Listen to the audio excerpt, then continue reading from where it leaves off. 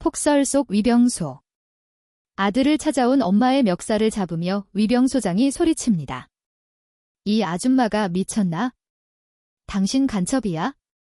당장 안 꺼져. 그 순간 엄마의 낡은 코트가 저촌자 그 안에서 대한민국 육군대장의 별 넷이 서늘하게 번쩍입니다. 자네 눈엔 육군대장이 간첩으로 보이나? 감히 사성장군의 아들을 건드린 부대를 초토화시킬 엄마의 살벌한 참교육. 오늘의 사이다 복수국이 기대되신다면 구독과 좋아요 부탁드립니다. 그럼 이야기 시작하겠습니다. 1월의 포천은 모든 것을 얼려버릴 듯한 혹한이었다. 하늘에서는 굵은 눈발이 쉴 새 없이 쏟아져 내렸고 제5군단 예하 제8기계화 복병사단 일명 보뚜기 부대의 주둔지 주변 산세는 하얗게 질린 짐승처럼 웅크리고 있었다. 영하 20도를 오르내리는 기온에 사르에는 칼바람이 더해져 체감 온도는 영하 30도에 육박했다. 오후 4시 30분 산악 지형 특성상 해는 이미 뿌옇게 넘어가고 있었다. 부대 정문 위병소 앞 낡은 검은색 세단 한 대가 미끄러지듯 멈춰섰다. 고급 세단이 아닌 연식이 꽤 된 국산 중형차였다. 차문이 열리고 한 중년 여성이 내렸다. 짙은 회색 롱코트를 입고 목도리를 두른 그녀는 지팡이를 짚고 있었다. 다리가 불편해 보였다. 그녀는 별표 박경숙 별표이었다. 대한민국 육군 서열 3위 제2작전 사령관 별넷 대장. 하지만 지금 이 순간 그녀는 장군이 아니었다. 그저 군대 간 아들이 걱정되어 연락 두절된 아들을 찾아 먼 길을 달려온 평범하고 힘없는 어머니일 뿐이었다. 코트깃을 세워 얼굴을 가린 그녀의 눈빛은 북풍보다 차가웠지만 그 깊은 곳에는 타오르는 용암 같은 분노가 일렁이고 있었다. 일주일 전이었다. 별표 지후 별표에게서 온 마지막 전화. 어머니, 저 괜찮아요. 진짜 괜찮아요. 근데 너무 추워요. 마음이 너무 추워요. 평소 힘들다는 내색 한 번 하지 않던 아들의 목소리가 미세하게 떨리고 있었다. 그리고 그 뒤로 들려오던 누군가의 욕설. 얘야, 이지후 이 새끼야. 전화 안 끊고 뭐해? 빨리 나와. 전화는 그렇게 끊겼다. 그 후로 연락은 없었다. 박경숙은 직감했다. 무언가 잘못되었다. 아주 심각하게 잘못되었다. 그녀는 공식적인 감찰 라인을 동원하지 않았다.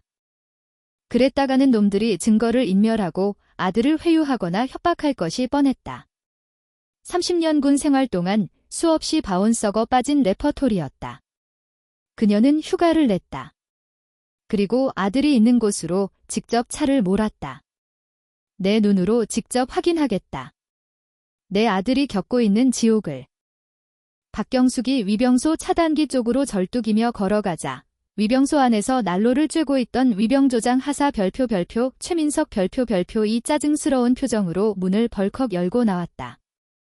입김을 하얗게 뿜으며 그는 소총을 맨 채 거들먹거리는 걸음으로 다가왔다. 아줌마, 거기 서요. 뭐예요, 지금? 최 하사의 목소리에는 권위의식과 귀찮음이 잔뜩 묻어 있었다. 눈보라가 치는 날씨에 웬 민간인이, 그것도 약해 보이는 중년 여성이 얼쩡거리는 것이 못마땅한 기색이 역력했다. 박경숙은 멈춰섰다. 눈가에 주름이 진 걱정 가득한 어머니의 표정을 지었다. 우리 아들이 여기 있어요. 이지후라고 이병인데 연락이 안 돼서 너무 걱정돼서 왔어요. 잠깐 얼굴만이라도 보게 해주세요. 최 하사는 코웃음을 쳤다. 아줌마, 여기가 무슨 동네 경로당인 줄 아세요? 면회 끝났고 예약 안 했으면 못 들어갑니다. 차 빼요, 당장. 멀리서 왔어요. 제발 부탁드립니다. 아들이 잘 있는지만 확인하면 가겠습니다. 전화라도 한 통 하게 해주시면. 박경숙이 간곡하게 부탁하며 한 발짝 다가서려 하자 최 하사가 그녀의 앞을 가로막으며 손으로 그녀의 어깨를 툭 밀쳤다. 아, 진짜 말을 못 알아듣네. 군사보안 구역이라고 민간인 통제 구역 몰라요? 썩 꺼지라니까. 박경숙은 밀쳐진 충격으로 휘청이며 눈길에 넘어질 뻔했다. 지팡이가 바닥을 긁는 소리가 났다. 그녀는 중심을 잡고 최하사를 올려다보았다. 그녀의 눈빛이 순간적으로 변했다. 먹잇감을 노리는 맹수의 눈빛. 하지만 최하사는 그 살기를 감지하지 못했다. 그는 그저 눈앞의 여성이 자신의 통제를 따르지 않는 귀찮은 존재로만 보였다. 그때 위병소 안에서 또 다른 인물이 나왔다. 위병소장 근무를 서고 있던 중위 별표 송현석 별표이었다. 그는 춥다는 듯 양손을 비비며 나오더니 상황을 살폈다. 최하사, 뭐야? 무슨 일이야 이렇게 시끄럽게? 아, 소대장님. 이 아줌마가 막무가내로 아들 보여달라고 떼를 쓰는 통에 돌려보내려는데 말을 안 듣습니다. 송중이는 박경숙을 위아래로 훑어보았다.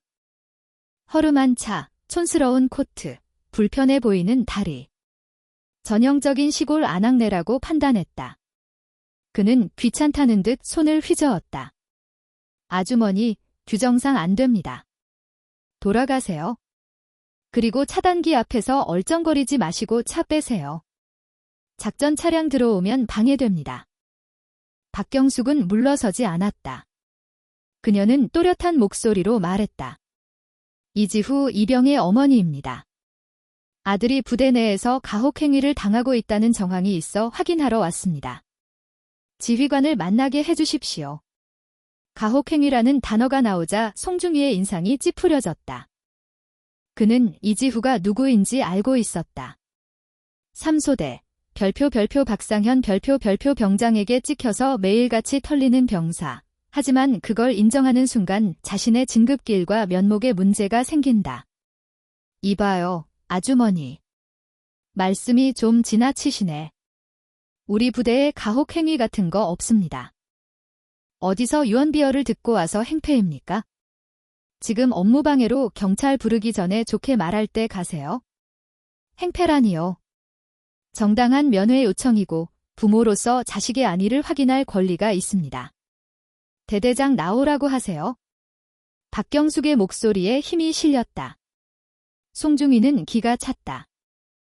감히 민간인이 그것도 아줌마가 대대장을 오라가라 해? 그는 욱하는 성질을 참지 못하고 다가가 박경숙의 멱살을 잡으려 했다.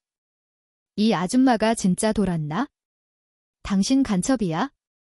왜 부대 앞에서 지랄이야, 지랄. 송중이의 손이 박경숙의 코트깃을 거칠게 움켜쥐었다.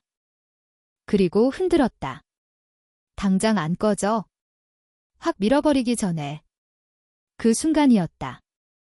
박경숙은 움켜쥐어진 코트깃을 잡고 있는 송중이의 손목을 자신의 손으로 꽉 잡았다.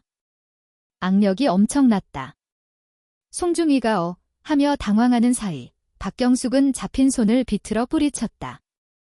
그리고 반동을 이용해 코트의 단추를 스스로 뜯어내듯 젖혔다. 투두둑. 단추가 뜯겨나가는 소리와 함께 두꺼운 회색 코트가 양옆으로 활짝 펼쳐졌다. 휘몰아치는 눈보라 속에서 코트 안쪽에서 뿜어져 나오는 짙은 국방색 정복의 위압감이 주위를 압도했다. 정복 상단, 양쪽 어깨의 견장 위에는 차가운 금속성의 빛을 발하는 물체가 박혀 있었다. 하나, 둘, 셋, 넷, 네 개의 은색 별, 대한민국 육군 대장. 시간이 멈춘 것 같았다. 눈 내리는 소리마저 멈춘 듯한 정적. 송중이의 눈동자가 찢어질 듯 커졌다. 입은 벌어졌지만 목소리가 나오지 않았다. 뇌가 눈앞의 정보를 처리하지 못하고 정지해버렸다. 별넷, 사성장군. 지금 내 눈앞에 있는 이 아줌마가? 옆에서 낄낄거리던 최하사는 다리에 힘이 풀려 그 자리에 주저앉을 뻔했다. 소총이 어깨에서 흘러내려 덜그럭거리는 소리를 냈다. 박경숙은 천천히, 아주 천천히 흐트러진 정복 매무새를 다듬었다. 지팡이는 더 이상 그녀의 몸을 지탱하는 도구가 아니었다. 그것은 마치 지휘봉처럼, 아니 심판의 철퇴처럼 그녀의 손에 들려 있었다. 그녀는 싸늘하게 얼어붙은 송중이를 내려다보며 입을 열었다.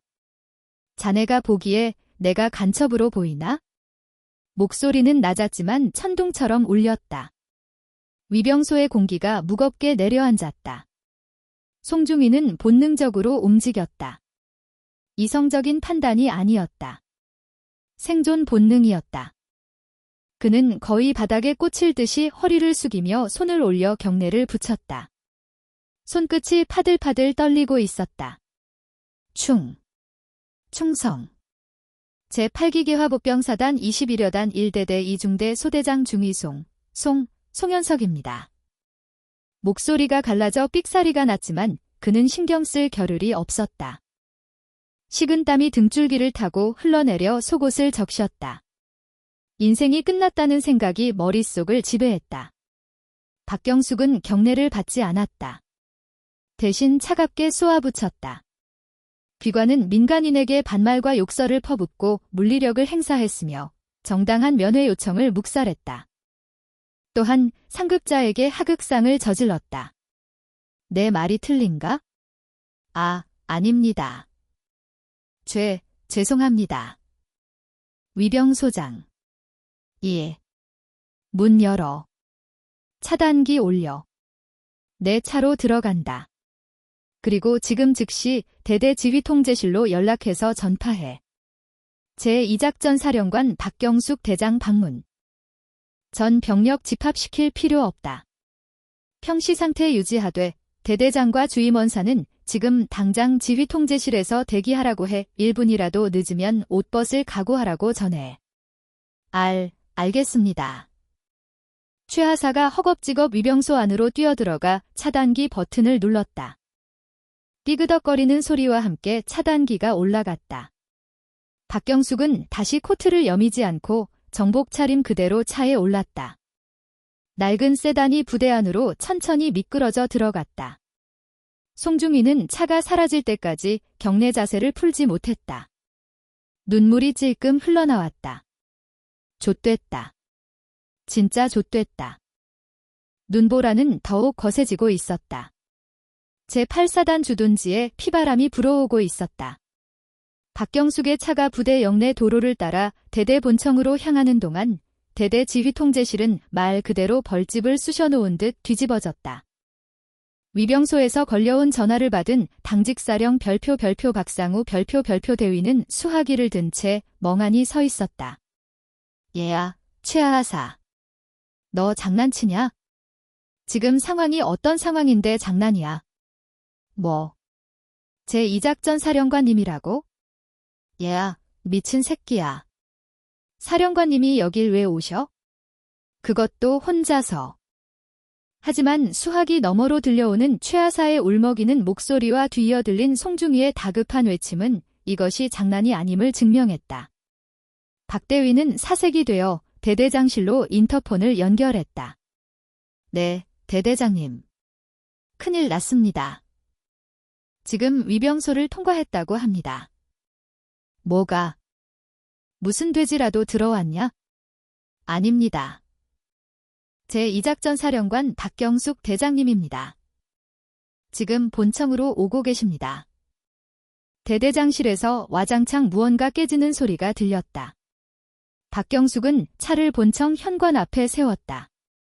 그녀가 내리기도 전에 현관문이 부서져라 열리며 별표 정현우 별표 중령이 튀어나왔다. 정복도 아니고 전투복 차림의 한쪽 전투화 끈은 제대로 매지도 못한 상태였다. 뒤따라 주임원사와 각 처부 참모들이 우르르 쏟아져 나왔다. 정중령은 차 문을 열어주려 달려왔지만 박경숙은 이미 스스로 문을 열고 내렸다. 4개의 별이 박힌 정복을 입은 그녀의 모습에 정중령은 숨이 턱 막혔다. 사진으로만 보던 전설적인 인물. 육군 여군의 신화. 그녀가 내 눈앞에 있다. 그것도 분노 가득한 표정으로. 충성. 대대장 중령 정현우입니다. 사령관님의 부대 방문을 환영합니다. 정중령의 목소리는 우렁찼지만 끝이 심하게 떨렸다. 박경숙은 그를 쳐다보지도 않고 곧장 현관으로 걸어 들어갔다. 환영은 필요 없다. 예. 사령관님, 미리 연락이라도 주셨으면 저희가 의전을. 의전. 자네, 지금 의전 타령할 때인가? 박경숙이 멈춰서서 정중령을 쏘아봤다. 내 아들이 이 부대에 있다. 이지후 이병, 알고 있나? 정중령의 머릿속이 하얗게 변했다. 이지후, 3소대 그 관심병사, 걔가 사령관님 아들이라고. 인사기록 카드에는 부모님 자영업이라고 되어 있었는데. 그게. 이지후 이병은 저희 대대 2중대 3소대 소속입니다만. 잘 알고 있군. 그럼 그 아이가 지금 어떤 상태인지도 알고 있겠지? 예. 상태라니요. 잘 적응하고 지내는 것으로 알고 있습니다. 얼마 전 면담 기록에도 특이 사항 없었고. 특이 사항이 없어? 박경숙이 허탈한 웃음을 지었다. 내 아들은 지금 지옥을 걷고 있는데 지휘관이라는 자는 특이 사항이 없다고 하는군. 안내해. 이 중대 생활관으로. 당장. 아, 알겠습니다. 주임원사, 이 중대장한테 연락해. 사령관님 가신다고 빨리 청소 상태 확인하고 애들 군기 잡으라고 해. 정중령이 다급하게 소리치자 박경숙이 지팡이로 바닥을 쾅 찍었다. 동작 그만. 연락하지 마. 요 있는 그대로 보러 간다. 만약 지금 이후로 이 중대에 연락하는 놈이 있으면 그놈부터 옷 벗길 줄 알아? 주임원사, 무전기 꺼 핸드폰 반납해. 주임원사는 화들짝 놀라 무전기 전원을 끄고 핸드폰을 박경숙의 수행원이 아닌 박경숙 본인에게 내밀었다. 박경숙은 그것을 받아 주머니에 넣고 계단을 오르기 시작했다. 2층 복도는 고요했다. 일과 시간 이후라 병사들은 생활관에서 개인 정비 중일 시간이었다. 하지만 복도 끝 이 중대 쪽에서는 웅성거리는 소리와 함께 누군가의 고함이 들려왔다. 얘야, 이 새끼야. 똑바로 안 서. 이게 빠져가지고. 얘야, 걸레 빨아와. 냄새 나잖아. 박경숙의 걸음이 빨라졌다. 정중령과 참모들은 죽을 맛이었다. 하필이면 이 타이밍에. 제발 별일 아니길, 제발 장난치는 소리이길 빌고 또 빌었다. 이 중대 3소대 생활관 문 앞. 박경숙은 잠시 멈춰섰다. 안에서 들리는 소리가 더 선명해졌다. 이지후, 너네 엄마 뭐 하시냐? 식당 한다며? 야, 우리 집 개도 밥은 꼬박꼬박 챙겨주는데 너는 왜 이렇게 굼뜨냐? 너네 엄마가 그렇게 가르쳤냐? 폐륜적인 발언. 박경숙의 주먹이 하얗게 질릴 정도로 꽉 쥐어졌다. 죄송합니다. 시정하겠습니다. 힘없고 주눅든 목소리. 아들 지후였다. 시정하겠습니다. 얘야, 이 새끼 말대꾸 하는 거 봐라. 얘야, 박상현. 이거 교육 좀 다시 시켜야겠다. 분대장 잡아. 아, 김병장님. 제가 아주 확실하게 교육해 놓겠습니다. 지후야, 이리 와라. 관물대 안으로 들어가. 관물대 안으로 들어가라니? 사람을 짐짝 취급하는 가혹행위였다. 박경숙은 더 이상 참지 않았다. 그녀는 문손잡이를 돌리고 벌컥 문을 열었다. 동작 그만. 생활관 안 풍경은 가관이었다. 이지후는 속옷 차림으로 좁은 관물대 안에 쭈그리고 앉으려 하고 있었고 별표 박상현 별표 병장은 침상에 누워 과자를 먹으며 낄낄거리고 있었다. 다른 병사들은 방관하거나 동조하며 웃고 있었다. 문이 열리고 들이닥친 사람들을 본 병사들은 순간 얼어붙었다. 처음엔 누군지 몰랐다. 하지만 뒤따라 들어온 대대장이 사색이 된 얼굴로 서 있는 것을 보고 사태를 파악했다. 그리고 그 앞에 중년 여성, 어깨에 별 4개 전원 차렷, 부동자세. 정중령이 찢어지는 목소리로 외쳤다. 병사들은 허둥지둥 침상에서 내려와 바닥에 정렬했다. 박상현 병장은 먹던 과자가 목에 걸려 캑캑거렸다. 관물대 안에 있던 지후는 기어나와 멍하니 박경숙을 바라보았다. 어머니. 지후의 눈이 커졌다. 환영을 보는 건가 싶었다. 하지만 눈앞의 어머니는 진짜였다.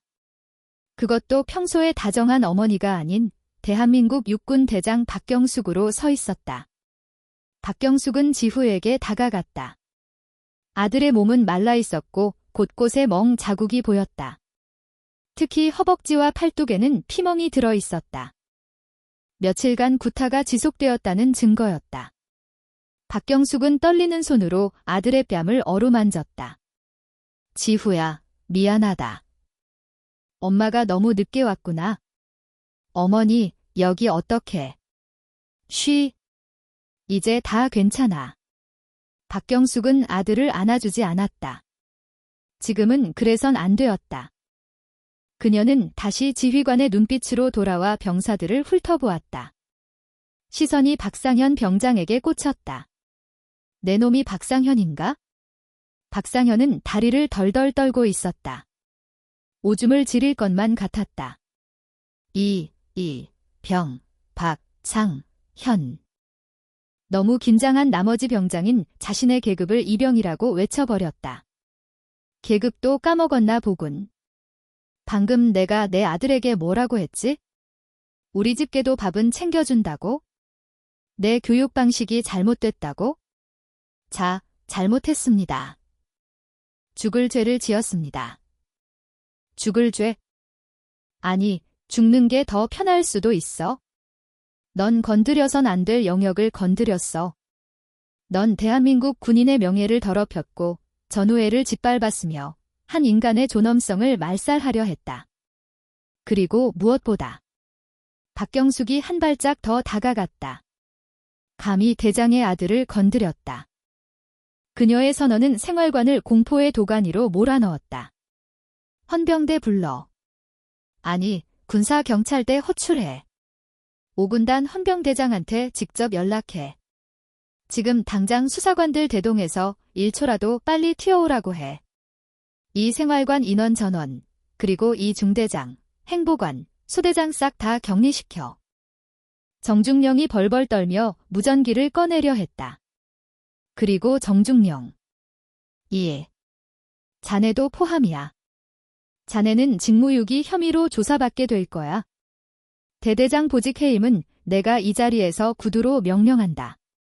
지금 당장 계급장 떼고 저놈들이랑 같이 벽 보고 서 있어. 사령관님. 한 번만 기회를. 실망이군. 변명까지 하려 하다니? 그러네. 박경숙의 서슬퍼런 명령에 따라온 참모들이 머뭇거리다 대대장의 팔을 잡았다. 하극상이지만 어쩔 수 없었다. 사령관의 명령은 법이었다. 이지훈은 멍하니 그 광경을 지켜보았다. 자신의 어머니가 그저 밥집 하는 줄 알았던 선임들이 무시하던 우리 엄마가 이 부대를 뒤집어 엎고 있었다. 1시간 뒤 5군단 헌병대 차량 5대가 사이렌을 울리며 연병장으로 들이닥쳤다. 헌병대장이 직접 수사관들을 이끌고 왔다. 그는 박경숙에게 거수 경례를 붙이고 즉시 수사에 착수했다. 박경숙은 대대장실을 접수했다. 그녀는 대대장 의자에 앉지 않고 회의 탁자에 앉아 상황을 지휘했다. 피해자 진술 확보, 가해자 분리 신문, 목격자 진술 확보. 하나도 빠뜨리지 마. 특히 최근 3개월간의 CCTV 기록, 근무일지, 마음의 편지 수거 내역 전부 압수해. 알겠습니다. 사령관님. 헌병대장이 우렁차게 대답하고 나갔다.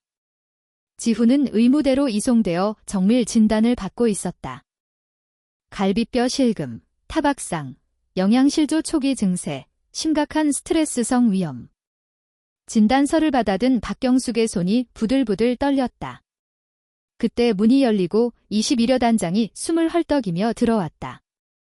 관사에서 쉬다가 소식을 듣고 날아온 모양이었다. 충성. 여단장 대령 별표 최영수 별표입니다. 사령관님, 이게 도대체 무슨... 최대령. 자네 예하대대에서 이병이 맞아 죽어가고 있었어. 알고 있었나? 가혹행위 말씀이십니까? 보고받은 바 없습니다. 저희 여단은 지난달 설문조사에서도 청정부대로. 보고받은 바 없어? 그게 자랑인가? 박경숙이 진단서를 최대령 앞에 집어던졌다. 자네가 자랑하는 청정부대에서 나온 진단서야? 갈비뼈에 실금 가고 피오줌을 싸는데 청정부대? 눈과 귀를 막고 있으니 청정해 보였겠지? 최대령은 진단서를 보고 얼굴이 흑빛이 되었다. 면목 없습니다. 철저히 조사해서 엄벌하겠습니다. 철저히 조사? 자네 손엔 안 맡겨. 내 직할로 처리한다. 그리고 자네도 책임에서 자유로울 수 없어. 지휘 감독 소홀. 내일 아침부로 보직 해임될 거니까 그리 알아라. 사령관님. 저는 정말 억울합니다. 대대장이 보고를 누락해서. 억울해? 억울한 건 지금 병상에 누워있는 내 아들이야. 자네 진급이 억울한 게 아니라. 박경숙의 고함에 대대장실 유리창이 울렸다. 밤이 깊어갔다. 수사는 속전속결로 진행되었다. 박상현 병장과 그 일당들은 헌병대 조사실에서 멘탈이 붕괴되어 줄줄이 불기 시작했다. 그들의 입에서 나온 이야기는 충격적이었다. 단순히 개인의 일탈이 아니었다. 간부들의 묵인, 나아가 조장이 있었다. 송현석 소대장은 박상현에게 적당히 좀 해라, 시끄럽게만 하지 말고 라며 사실상 폭행을 용인했고, 행보관은 지후가 상담을 요청했을 때 이 남자가 그 정도도 못 참냐. 고자질쟁이로 낙인 찍히면 군생활 더 힘들어진다며 돌려보냈다. 더욱 기가 막힌 건 대대장 정현우 중령이었다. 한 달 전 익명의 투서가 들어왔었다. 3소대의 가혹행위가 심각하다는 내용. 하지만 정중령은 사단 감찰이 나올 것을 우려해 투서를 파쇄하고 덮어버렸다. 전부 썩었어. 박경숙은 이 말을 꺼냈다. 이것은 단순한 부조리가 아니었다. 시스템의 붕괴였다. 새벽 2시, 헌병대장이 중간 보고를 위해 들어왔다. 사령관님, 충격적인 사실이 하나 더 나왔습니다. 뭔가? 가해자 박상현의 아버지가 제8사단 주임원사 출신이고 현재 사단장님과 골프 모임을 갖는 지역 유지입니다. 박상현이 평소에 우리 아빠가 사단장이랑 호형호재한다고 떠벌리고 다녔다는 진술이 있습니다. 박경숙의 눈매가 날카로워졌다. 그래. 그래서 간부들이 길을 못 폈군. 지역 유지 아들이라 비위 맞춰 주느라 내 아들을 제물로 바쳤어. 그녀는 자리에서 일어났다. 창밖을 바라보았다. 눈은 그쳤지만 어둠은 더 짙어져 있었다. 전화 줘. 육군 참모총장한테 건다. 예. 총장님께요? 지금 시간이. 걸어. 자느라 못 받으면 깨워서라도 연결해. 박경숙은 수화기를 들었다. 신호가 몇 번 가기도 전에 상대방이 받았다. 여보게, 박 대장이 새벽에 무슨 일인가? 전쟁이라도 났나? 육군 참모총장 별표 한성호 별표 대장에 잠긴 목소리였다. 전쟁 났습니다, 총장님. 제 아들과의 전쟁. 그리고 썩어 빠진 육군과의 전쟁. 뭐? 그게 무슨 소리야? 제8사단장 박성훈 소장. 그 친구 내일 아침까지 옷벗을 준비하라고 전해주십시오. 제가 지금 그 목을 치러 갑니다. 전화기 너머 침묵이 흘렀다. 박경숙의 목소리는 지옥에서 돌아온 악귀처럼 차갑고도 뜨거웠다. 이제 파무는 걷잡을 수 없이 커지고 있었다. 단순한 가혹행위 사건이 육군 수뇌부를 뒤흔드는 태풍으로 변하고 있었다. 새벽 3시 30분. 제8기계화 복병사단장 공관. 별표 박성훈 별표 소장은 잠에서 깬 지 오래였다. 침대 옆 협탁에 놓인 양주잔에는 얼음이 다 녹아 물이 되어 있었다. 그의 개인 스마트폰과 비화폰이 번갈아가며 미친 듯이 울려대고 있었다. 사단장님, 군단장님 전화입니다. 사단장님, 육군본부 인사참모부장입니다. 사단장님. 전속부관이 사색이 되어 문을 두드렸다. 박 소장은 떨리는 손으로 마른 세수를 했다. 30년 군 생활, 별 2개를 달기까지 수많은 위기가 있었지만 이번 같은 경우는 처음이었다. 박경숙, 그 마녀가 왜 하필 내 부대에? 제2작전 사령관 박경숙. 육군 내에서 그녀의 별명은 걸음마녀였다. 원칙주의자, 타협을 모르는 불도저. 그녀가 움직이면 반드시 누군가의 목이 날아간다는 전설적인 인물. 그런 그녀가 예고도 없이 수행원도 없이 한밤중에 예하 대대를 뒤집어 놓았다. 박 소장은 휴대폰을 집어들었다. 발신자는 박 회장. 사고를 친 박상현 병장의 아버지이자 전직 제8사단 주임원사 출신인 지역 건설업체 대표 별표 박영달 별표이었다. 여보세요? 박 소장의 목소리는 갈라져 있었다. 아이고 사단장님.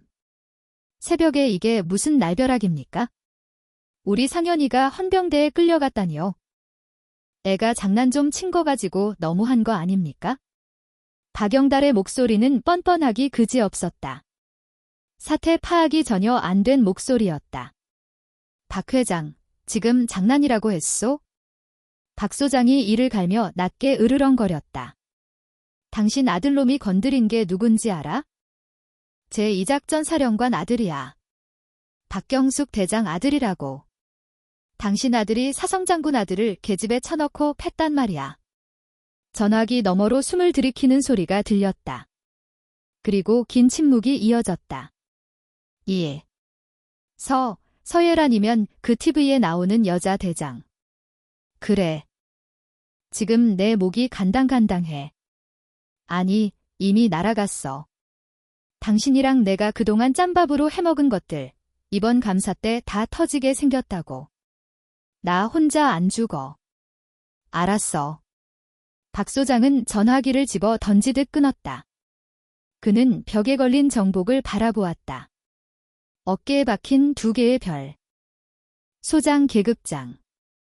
평생을 바쳐 얻은 저 영광이 고작 막대먹은 병사 하나와 그 아비의 탐욕 때문에 똥통에 빠지게 생겼다. 그때 공관 밖에서 요란한 차량 소리가 들렸다. 부관이 비명을 지르듯 외쳤다.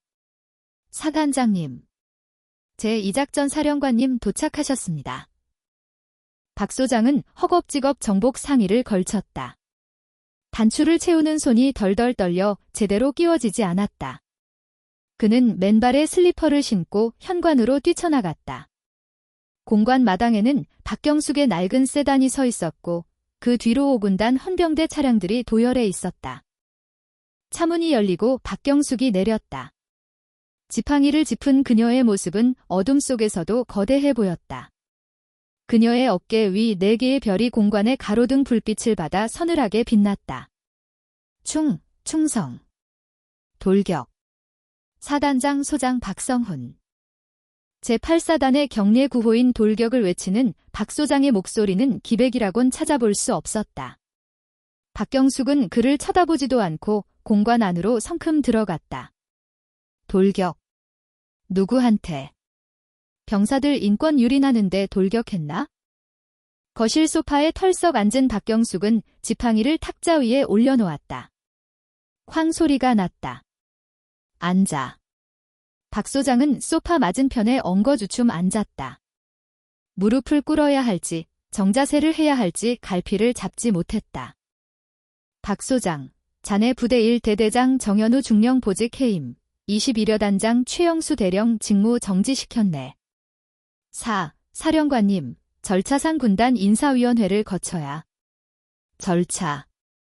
박경숙의 눈썹이 꿈틀했다. 내 아들이 갈비뼈 실금 가서 피오줌을 싸는데 절차가 중요해? 내가 지금 군단장 건너뛰고 바로 온 게 불만인가 보지? 아닙니다. 절대 아닙니다. 박상현이라는 병사 아버지가 이 지역 유지라며? 전직 주임원사 출신이고 자네랑 골프도 자주 치고 회식비도 지원받았다던데. 사실인가? 박 소장의 동공이 지진이라도 난 듯 흔들렸다. 그 짧은 시간에 헌병대가 거기까지 파악했을 줄은 몰랐다. 그건 지역 대민 지원 차원에서 협조 관계를. 협조 관계라? 그 협조 관계 때문에 예하부대 간부들이 그 병사를 못 건드렸군.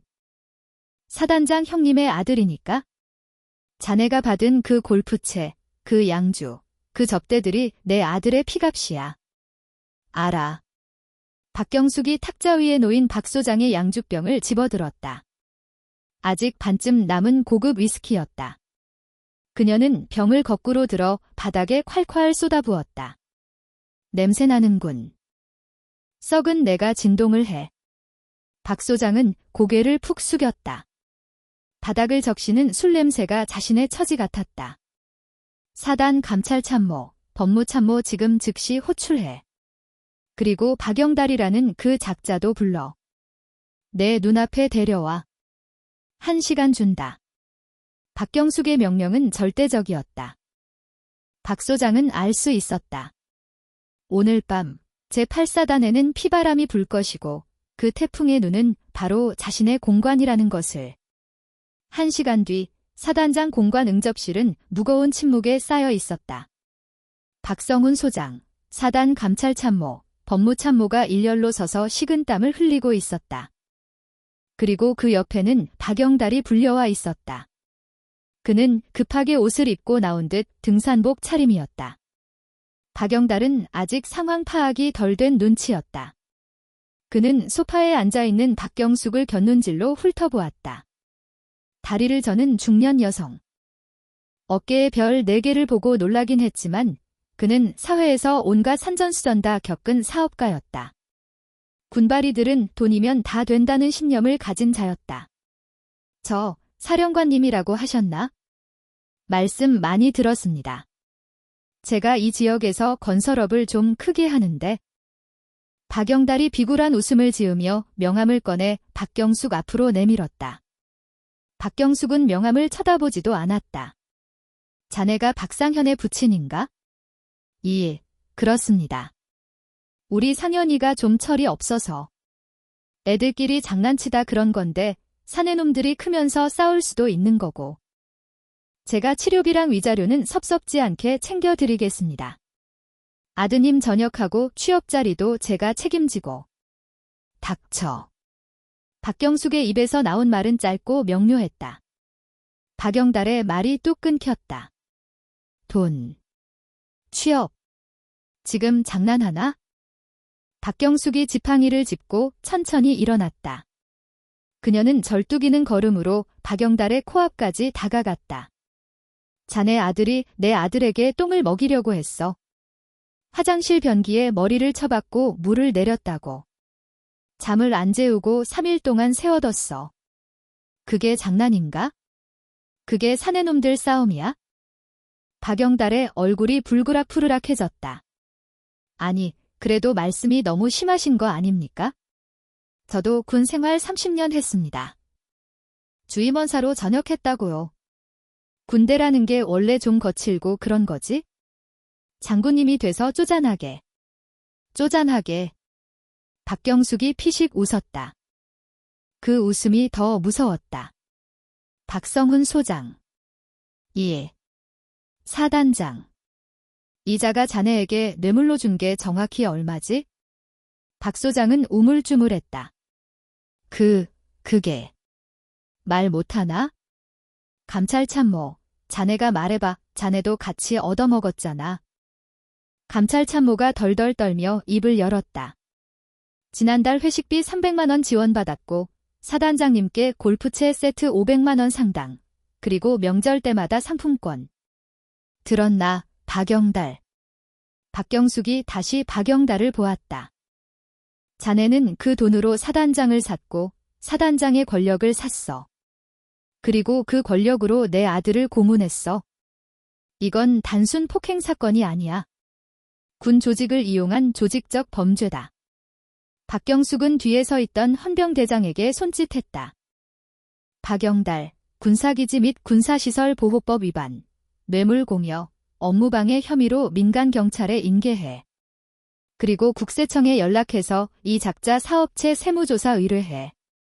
탈세 혐의, 비자금 조성, 싹 다 털어달라고 해. 뭐야? 당신이 뭔데 세무조사를 해? 내가 누군지 알아?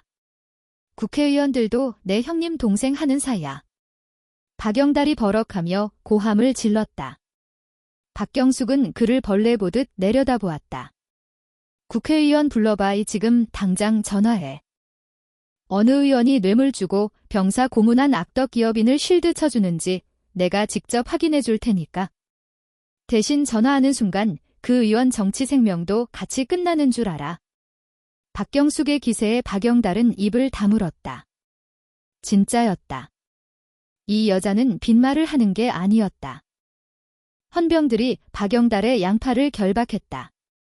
그가 끌려나가며 비명을 질렀지만 박경숙은 눈 하나 깜짝하지 않았다. 응접실에는 다시 침묵이 흘렀다. 박 소장은 바닥에 주저앉아 있었다. 박 소장. 자네 옷 벗어. 사령관님. 제발. 명예 전형만이라도. 명예. 자네한테 명예가 남아있나? 자네 어깨에 달린 그 별 2개 그거 똥별이야. 무게를 견디지 못하고 썩어버린 똥별. 군사법원에 회부될 거야. 징역 살고 나오면 연금도 없을 거다. 그게 자네가 치러야 할 대가야? 박경숙은 박 소장의 어깨에 손을 올렸다. 그리고 소장 계급장을 거칠게 뜯어냈다. 찢어지는 소리와 함께 옷감이 찢어지며 계급장이 떨어져 나갔다. 박 소장은 오열했다. 평생을 바쳐 올라온 자리가 한순간에 무너져 내렸다. 하지만 동정의 여지는 없었다. 그는 지휘관으로서, 아니 인간으로서 해서는 안 될 짓을 묵인했다. 박경숙은 뜯어낸 계급장을 쓰레기통에 던져 넣었다. 다음은 군단장 차례인가 아니면 더 위인가? 그녀의 눈은 이미 제8사단을 넘어 육군 본부가 있는 계룡대를 향하고 있었다. 다음 날 아침 8시. 충남 계룡대 육군 본부.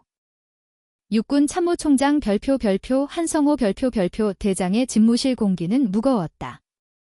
그는 창밖을 바라보며 시가를 피우고 있었다. 재떨이에는 이미 다 피운 시가 꽁초가 수북했다. 총장님, 언론 통제가 안 됩니다. 벌써 SNS에 소문이 돌기 시작했습니다. 여군 대장이 아들 복수하러 부대 뒤집어 엎었다는 내용으로 찌라시가 돌고 있습니다. 정훈 공보실장이 보고했다. 누가 퍼뜨린 거야? 박경숙인가? 한 총장이 낮게 물었다. 아닙니다. 병사들이 휴가 나가서 퍼뜨린 것 같습니다. 그런데 여론이 심상치 않습니다. 사이다라며 박사령관을 옹호하는 여론이 압도적입니다. 반면 군 수뇌부는 무능한 꼰대 취급을 받고 있습니다. 한 총장은 혀를 찼다. 젠장. 박경숙이 독한 여자 같으니라고. 이를 이렇게 키워. 한성호와 박경숙은 육사 동기였다. 생도 시절부터 라이벌이었다. 박경숙은 언제나 수석이었고 한성호는 그녀에게 열등감을 가지고 있었다. 그는 정치적인 수완과 인맥으로 총장 자리까지 올랐지만 박경숙은 오직 실력과 원칙으로 야전 사령관이 되었다. 전화벨이 울렸다. 국방부 장관이었다. 한 총장, 지금 뭐 하는 거야? 제8사단 꼬라지가 뭐야? 청와대에서 전화 왔어. 이게 군대냐고. 수학이 넘어 장관의 고함이 터져나왔다. 죄송합니다. 장관님. 제가 조속히 수습하겠습니다. 박사령관이 좀 감정적으로 대응하는 바람에. 감정적. 얘야, 이 사람아. 감찰 보고서 올라온 거 봤어? 대대장부터 사단장까지 뇌물 처먹고 병사가 동료 병사한테 똥을 먹였어. 그게 감정적으로 대응할 문제야? 박 장군이 안 뒤집었으면 언론이 먼저 터뜨렸을 거야. 그랬으면 자네랑 나 둘 다 옷 벗었어. 전화가 끊겼다. 한성호는 수화기를 내려놓았다. 궁지에 몰렸다. 그는 비서실장에게 소리쳤다. 박경숙 연결해. 당장. 잠시 후 비화폰이 연결되었다. 박사령관, 나야. 한성호다. 말씀하십시오, 총장님. 수화기 넘어 박경숙의 목소리는 차분하다 못해 건조했다. 적당히 해. 사단장 옷 벗겼으면 됐잖아. 대대장 구속시키고 가해 병사들 처벌하면 끝날 일이야. 굳이 이걸 이슈화시켜서 군의 신뢰를 떨어뜨려야겠어? 군의 신뢰요? 박경숙이 코웃음을 쳤다. 총장님, 군의 신뢰는 제가 떨어뜨린 게 아닙니다. 썩어 빠진 환부를 도려내지 않고 덮어두려 했던 총장님과 그 라인들이 떨어뜨린 겁니다. 말 조심해. 나는 육군 참모총장이야. 압니다. 그래서 드리는 말씀입니다. 총장님, 5군 단장에게 전화해서 수사 축소 지시하셨더군요. 적당히 덮고 가라고. 한성호의 심장이 덜컥 내려앉았다. 그걸 어떻게 알았지? 도청했나? 아니요. 5군 단장이 저한테 자백하더군요. 제가 군단 사령부에 쳐들어가서 군단장 멱살 잡고 물어봤거든요. 총장님이 시킨 거냐, 아니면 내 독단이냐, 그랬더니 살려달라고 바로 털던데요. 아이고, 이 미친. 총장님, 선택하십시오. 꼬리 자르기 하려다가 몸통까지 잘려나가시겠습니까? 아니면 지금이라도 전군 특별감찰 지시하고 개혁의 칼을 빼시겠습니까? 박경숙의 목소리에 힘이 실렸다. 제 아들 지훈은 아직 밥도 못 넘깁니다. 위장이 망가져서 미음만 먹어요.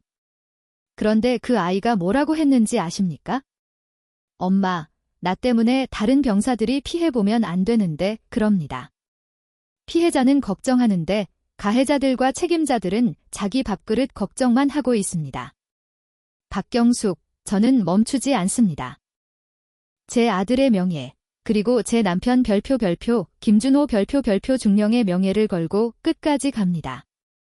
총장님이 20년 전 제 남편 사고 덮었던 거 제가 모를 줄 아셨습니까? 한성호는 숨이 턱 막혔다. 20년 전 훈련 중 사망한 박경숙의 남편. 당시 작전 참모였던 한성호는 무리한 작전 지시 실수를 덮기 위해 사고를 장비 결함으로 조작했었다. 그건 무덤까지 가져가야 할 비밀이었다. 그 얘기를 지금 왜? 판이 커졌습니다. 총장님. 이제 이건 단순 가혹행위 사건이 아닙니다. 20년 묵은 군 비리의 사슬을 끊는 전쟁입니다. 준비하십시오. 곧 계룡대로 갑니다. 뚝 전화가 끊겼다. 한성호는 의자에 주저앉았다. 손에 든 시가가 바닥으로 떨어져 카페트를 태우기 시작했다. 하지만 그는 그것을 주울 생각조차 못했다. 박경숙은 알고 있었다. 모든 것을. 그리고 그녀는 지금 자신의 모든 별을 걸고 육군의 정점으로 돌격해오고 있었다. 그녀는 더 이상 피해자의 어머니가 아니었다. 그녀는 복수의 화신이자 심판의 집행자였다. 충남 계룡대 육군의 심장부. 오전 10시. 제2작전 사령관 박경숙 대장의 차량이 본청 위병소를 통과했다. 수행원도 없이 단지 운전병 한 명만 대동한 단출한 행렬이었지만 그 무게감은 기계화부대 전체가 이동하는 것보다 무거웠다. 본청 로비는 긴장감에 휩싸였다. 직원들과 장병들은 숨소리조차 내지 못하고 박경숙의 등장을 지켜보았다. 그녀는 확고했다. 불편한 다리 때문에 지팡이를 짚었지만 그 걸음걸이는 그 어떤 장군보다 당당했다. 그녀의 목적지는 참모총장실이 아니었다. 바로 국방부 장관 접견실이었다. 장관실 문이 열리고 별표 이동욱 별표 국방부 장관이 난처한 표정으로 그녀를 맞았다.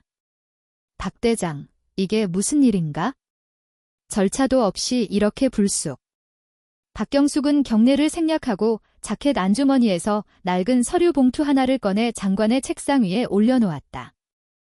봉투 겉면에는 2급 비밀, 2005년 제30특전여단 작전명 붉은 새벽이라는 붉은색 도장이 찍혀 있었다.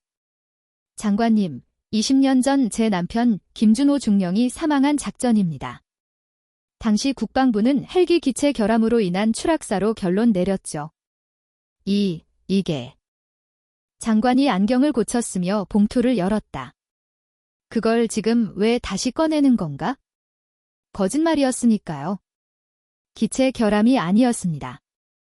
무리한 악천 후 속 작전 강행. 당시 작전 참모였던 한성호 중령, 현 육군 참모총장의 진급 욕심이 부른 참사였습니다. 박경숙의 목소리는 차가웠다. 이 봉투 안에는 당시 정비대장이 남긴 비망록 원본과 한성호가 기상 악화 보고를 묵살하고 무조건 띄워라. 안 띄우면 내가 너놈들 목을 따겠다고 협박한 통신 녹취록 사본이 들어 있습니다. 이 장관의 손이 떨리기 시작했다. 이것이 사실이라면 육군 전체가 뒤집힐 대형 스캔들이었다. 이걸 여태껏 가지고 있었나? 아니요. 어제 새벽 박성훈 제8사단장을 족치고 압수한 그의 비밀 금고에서 나왔습니다. 박성훈은 당시 한성호의 부관이었으니까요. 한성호는 이 약점을 쥐고 박성훈을 사단장까지 키워줬고 박성훈은 그 대가로 한성호의 더러운 뒤치다꺼리를 해왔던 겁니다. 제 아들이 당한 부조리의 은폐도 그 뒤치다꺼리 중 하나였고요. 박경숙은 장관의 눈을 똑바로 응시했다. 장관님, 승인해 주십시오. 육군 참모총장 한성호에 대한 긴급체포 및 압수수색을. 박 대장, 상대는 현직 참모총장이야. 군이 쪼개질 수도 있어. 군은 이미 썩어 문드러져 쪼개지기 직전입니다. 썩은 살을 도려내지 않으면 다 죽습니다. 장관님도 선택하십시오. 20년 전의 공범으로 남으시겠습니까? 아니면 개혁의 지휘관으로 역사에 남으시겠습니까? 침묵이 흘렀다. 이 장관은 마른 침을 삼켰다. 박경숙의 눈빛은 타협을 모르는 칼날이었다. 그는 떨리는 손으로 서류에 서명했다. 자네 마음대로 해. 대신 실패하면 자네도 끝이야. 감사합니다. 실패는 없습니다. 박경숙은 서류를 챙겨 들고 돌아섰다. 이제 사냥을 끝낼 시간이었다. 같은 시각 육군 참모총장실. 한성호 대장은 불안감에 손톱을 물어뜯고 있었다. 박성훈 사단장은 연락이 두절되었고 국방부 장관실로 박경숙이 들어갔다는 보고를 받았다. 설마 박성훈 그 새끼가 불었나? 아니야. 그럴 리 없어. 그게 터지면 자기도 죽는데. 그때였다. 쾅! 하는 괴음과 함께 총장실의 육중한 방호문이 박살나듯 열렸다. 비서실장이 말릴 새도 없이 헌병대 수사관들이 들이닥쳤고 그 중심으로 박경숙이 걸어 들어왔다. 뭐야? 너희들 미쳤어? 여기가 어디라고 감히. 한성호가 벌떡 일어나 고함을 질렀다. 박경숙은 지팡이로 바닥을 쿵 찍으며 그를 노려보았다. 앉아. 얘야, 박경숙. 너 돌았냐? 내가 지금 하극상을. 하극상. 범죄자한테 무슨 하극상? 국방부 장관 승인 떨어진 긴급체포 영장이다. 박경숙이 영장을 한성호의 얼굴에 패대기 쳤다. 종이가 흩날리며 한성호의 뺨을 스쳤다. 죄목, 업무상 과실치사, 직권남용, 뇌물수수, 그리고 군사기밀 조작 및 은폐. 한성호는 얼굴이 불그락푸르락해져서 씩씩거렸다. 증거 있어? 내 남편 죽은 게 안타까운 건 알겠는데 20년 전 일을 가지고 생떼를 써? 그건 사고였어. 박경숙은 픽 웃었다. 그리고 주머니에서 소형 녹음기를 꺼내 재생 버튼을 눌렀다. 얘야, 정비대장. 날씨가 뭐 어쨌다고? 개소리 하지 말고 띄워. VIP 오신다고. 오늘 못 띄우면 내 진급. 내가 책임질 거야. 무조건 띄워. 떨어져 죽으면 국립묘지 보내주면 될 거 아니야. 20년 전 젊은 한성호의 목소리가 총장실에 울려 퍼졌다. 한성호의 얼굴에서 핏기가 완전히 사라졌다. 백지장처럼 하얗게 질린 그는 다리에 힘이 풀려 의자에 주저앉았다. 아이, 어떡해. 내 충직한 게 박성훈이 가지고 있더군. 언젠가 내가 자기를 버릴 때를 대비해서 보험을 들어놨더라고. 넌 내 부하도 못 믿어서 약점 잡히고 살았냐? 박경숙이 책상을 짚고 한성호의 코앞까지 얼굴을 들이밀었다. 내 남편 준호가 마지막에 뭐라고 했는지 알아?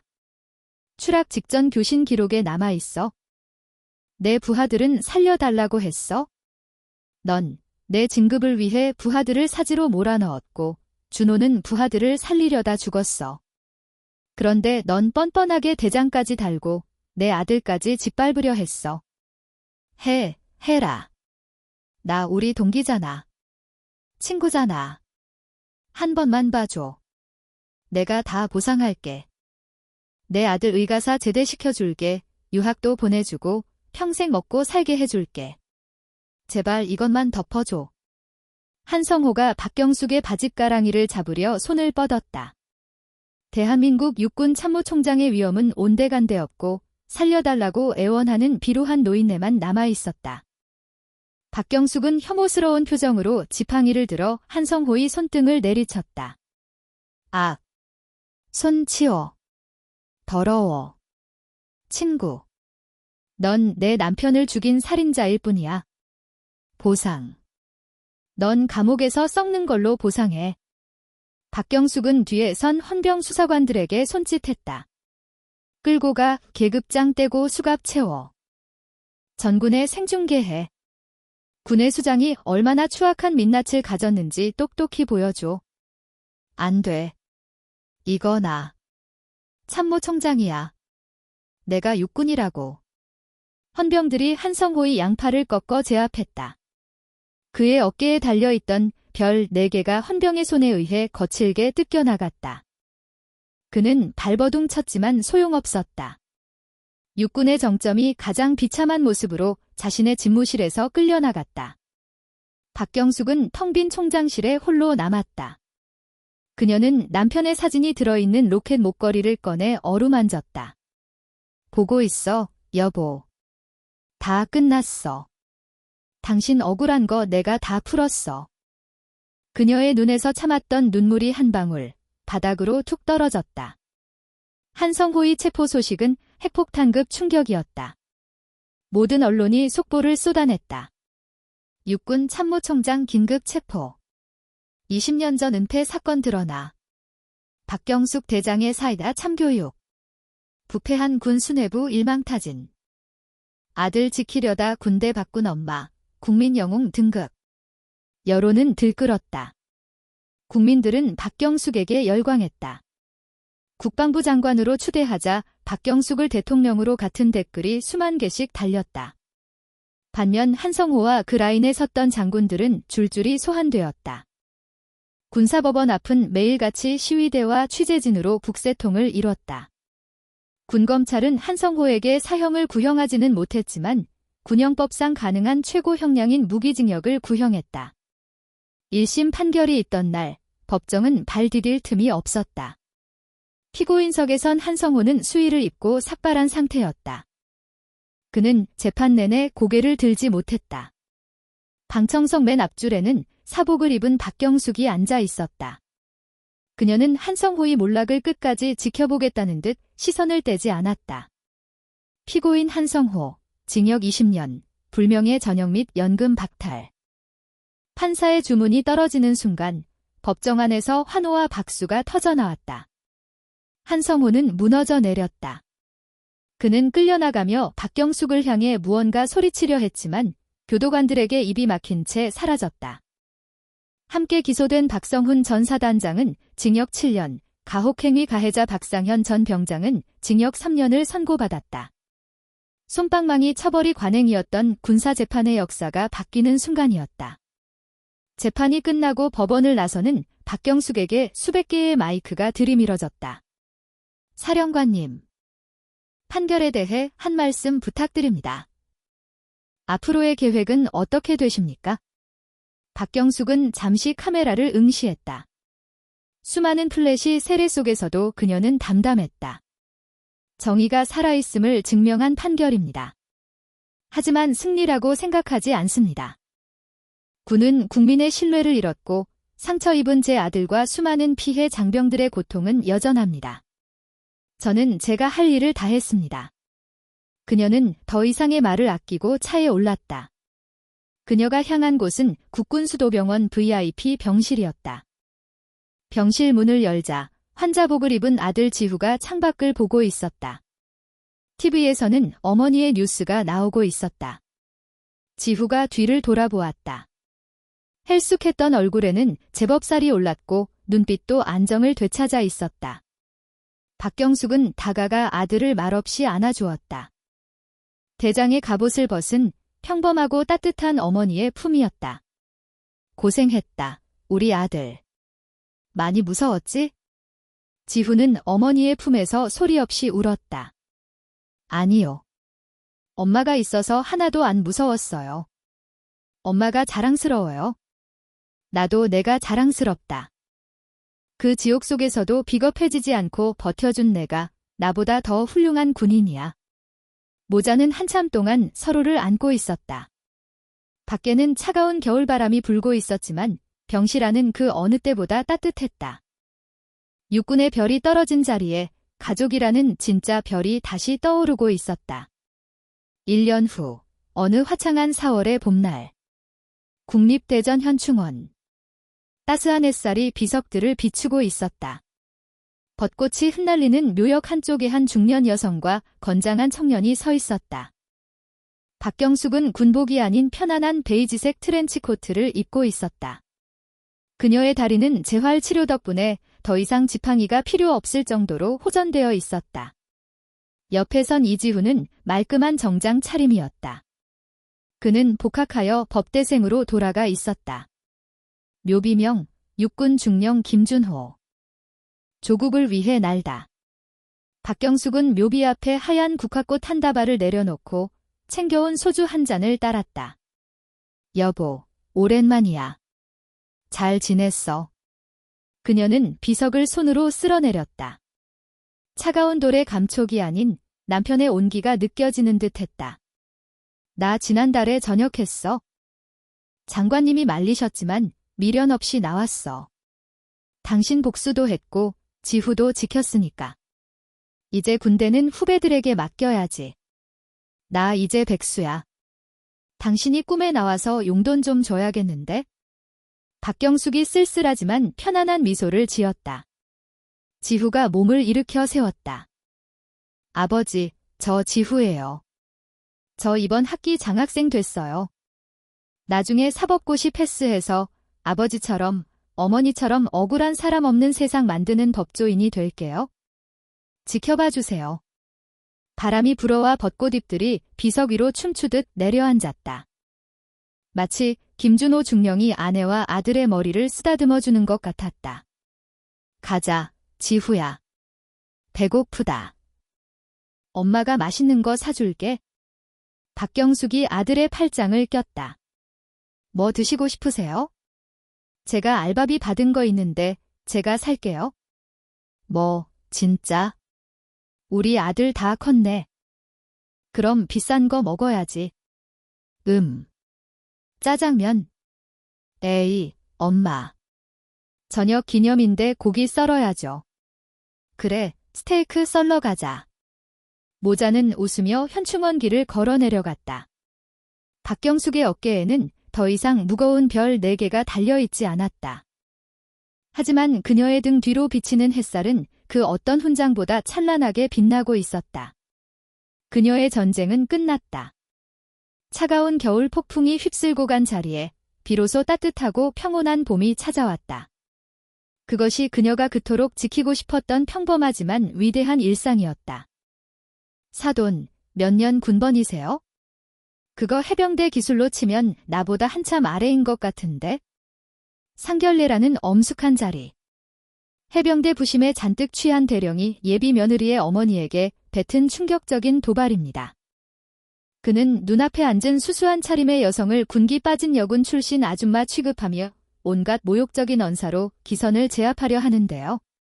과연 이 살떨리는 하극상 결례의 결말은 어떻게 됐을까요? 여러분, 오늘도 도파민 충전할 준비되셨나요? 고구마 없이 꽉 막힌 속을 뻥 뚫어드릴 역대급 사이다 참교육. 내용이 마음에 드셨다면 구독과 좋아요 부탁드리겠습니다. 그럼 이야기 시작하겠습니다. 서울의 아침 공기가 유난히 차가웠지만 별표 박철곤 별표 대령의 이마에는 송골송골 땀이 맺혀 있었다. 그는 안방의 전신 거울 앞에서 벌써 30분째 넥타이와 씨름 중이었다. 붉은색. 피보다 짙고 태양보다 뜨거운 해병대를 상징하는 그 붉은색 넥타이였다. 여보, 당신 오늘 상견례 가는 거 맞아요? 무슨 사령관 이취임식이에요? 아내 김 여사가 혀를 차며 방문을 열고 들어왔다. 그녀의 눈에 비친 남편은 전쟁터에 나가는 장수처럼 비장했다. 짙은 감색 양복은 어찌나 다림질을 했는지 소매 끝으로 무라도 썰 수 있을 것 같았고 구두는 파리가 앉았다가 미끄러져 뇌진탕을 일으킬 정도로 번쩍거렸다. 이 사람아, 모르는 소리 마라. 상견례는 전쟁이다. 총성 없는 전쟁. 박철곤이 넥타이 매듭을 단단히 조이며 비장하게 말했다. 상대는 군인 집안이야. 안사돈이 군 복무를 했다지. 여자가 군대에 있어봤자 얼마나 알겠냐마는 그래도 군무를 먹은 사람들은 본능적으로 서열을 따지게 되어 있어. 초장에 기선을 제압하지 않으면 우리 민호가 평생 처가살이하면서 기 한 번 못 펴고 산다. 가장인 내가 호랑이 같은 기백을 보여줘야 사돈댁에서도 우리 집안을 어려워하는 거야? 박철곤은 해병대 학사장교 출신으로 30년 넘게 군복을 입으며 귀신 잡는 해병이라는 자부심 하나로 살아온 인물이었다. 연대장 시절 그는 병사들 사이에서 미친 독사로 불렸다.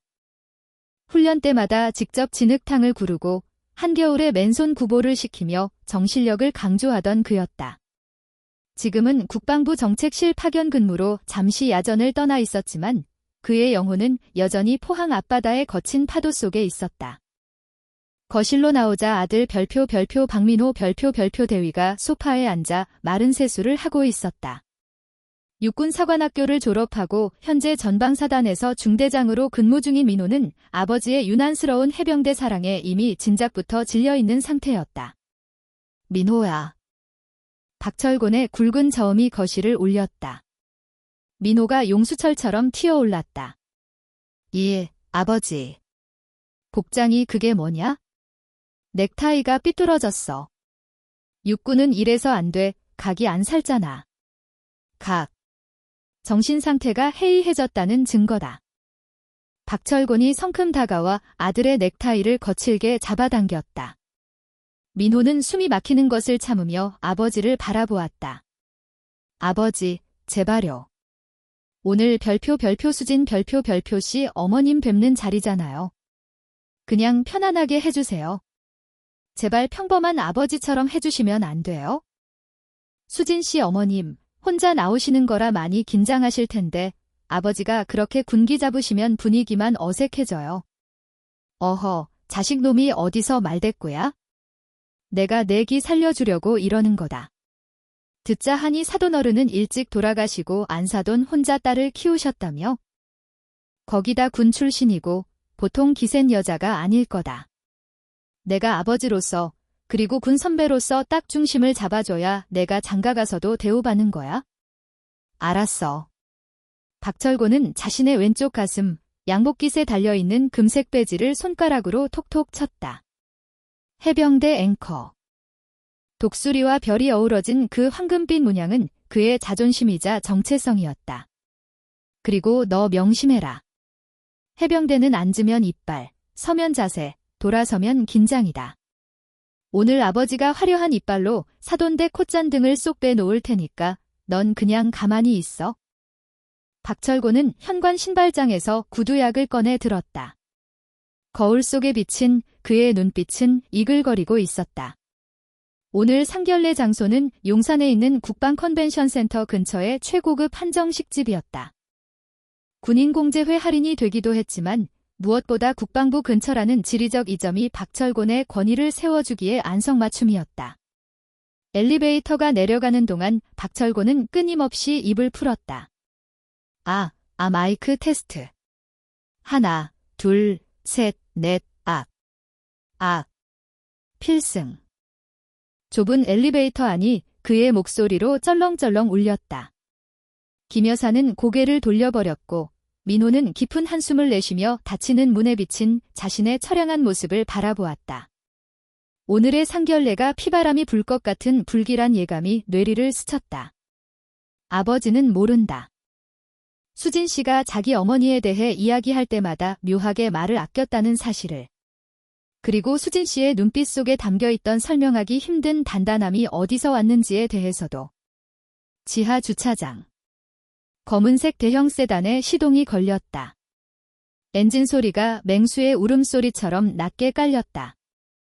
박철곤은 운전대를 잡으며 비릿한 미소를 지었다.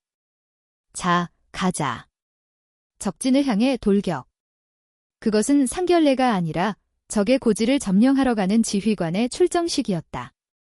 국방부 인근은 주말임에도 불구하고 묘한 긴장감이 감돌았다. 제복을 입은 군인들이 오가고 담장 너머로는 거대한 국방부 청사가 위압적으로 솟아있었다. 박철곤은 익숙한 솜씨로 한정식집 발렛 파킹 구역에 차를 댔다. 주차 요원이 다가오자 그는 차 창문을 내리고 짐짓 거만한 표정으로 차 키를 건넸다. 차 조심해. 범퍼에 흠집 하나라도 나면 자네 월급으로도 못 막아. 아, 네. 알겠습니다. 어서 오십시오. 주차 요원의 꼿꼿한 인사를 뒤로 하고 박철곤은 가족들을 이끌고 식당 입구로 향했다. 입구에는 예약자 명단이 적힌 칠판이 세워져 있었다. 12시 매화실 박철곤 대령님 상견례. 자신의 이름 뒤에 붙은 대령이라는 두 글자가 박철곤의 어깨를 더욱 으쓱하게 만들었다. 그는 칠판을 툭 치며 민호를 돌아보았다. 맞냐? 사회에서도 이 계급장이라는 게 먹히는 거야? 내가 예약할 때 일부러 관등 성명을 댔지? 그랬더니 제일 좋은 방으로 빼주더구나. 이게 다 아버지가 쌓은 덕이다.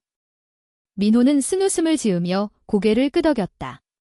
사실 이 식당은 군인들이 주 고객이라 계급을 밝히는 게 흔한 일이었지만 굳이 아버지의 기분을 망칠 필요는 없었다. 안내를 받아 들어간 매화실은 고풍스러운 인테리어로 꾸며져 있었다. 창밖으로는 잘 가꿔진 정원이 보였고 은은한 가야금 산조가 스피커를 통해 흘러나오고 있었다. 약속 시간은 12시. 현재 시각은 11시 50분이었다. 우리가 10분 일찍 도착했군. 군인의 생명은 시간 엄수지. 5분 전 대기, 이게 기본이야. 박철곤이 상석인 안쪽 자리에 털썩 앉으며 말했다. 김 여사와 민호도 자리에 앉았다. 박철곤은 물 한 잔을 들이키며 문 쪽을 주시했다. 그는 머릿속으로 시뮬레이션을 돌렸다. 문이 열리고 안사돈이 들어온다. 쭈뼛거리며 들어오는 그녀를 향해 자신이 먼저 인자하면서도 위험 있는 미소를 던지며 악수를 청한다. 그녀는 대령의 계급장과 풍채에 압도되어 어쩔 줄 몰라 하고 나는 그런 사돈을 넓은 아량으로 감싸준다. 완벽한 시나리오였다. 55분이 되자 드르륵 하고 미닫이 문이 열렸다. 안녕하세요. 먼저 와 계셨네요.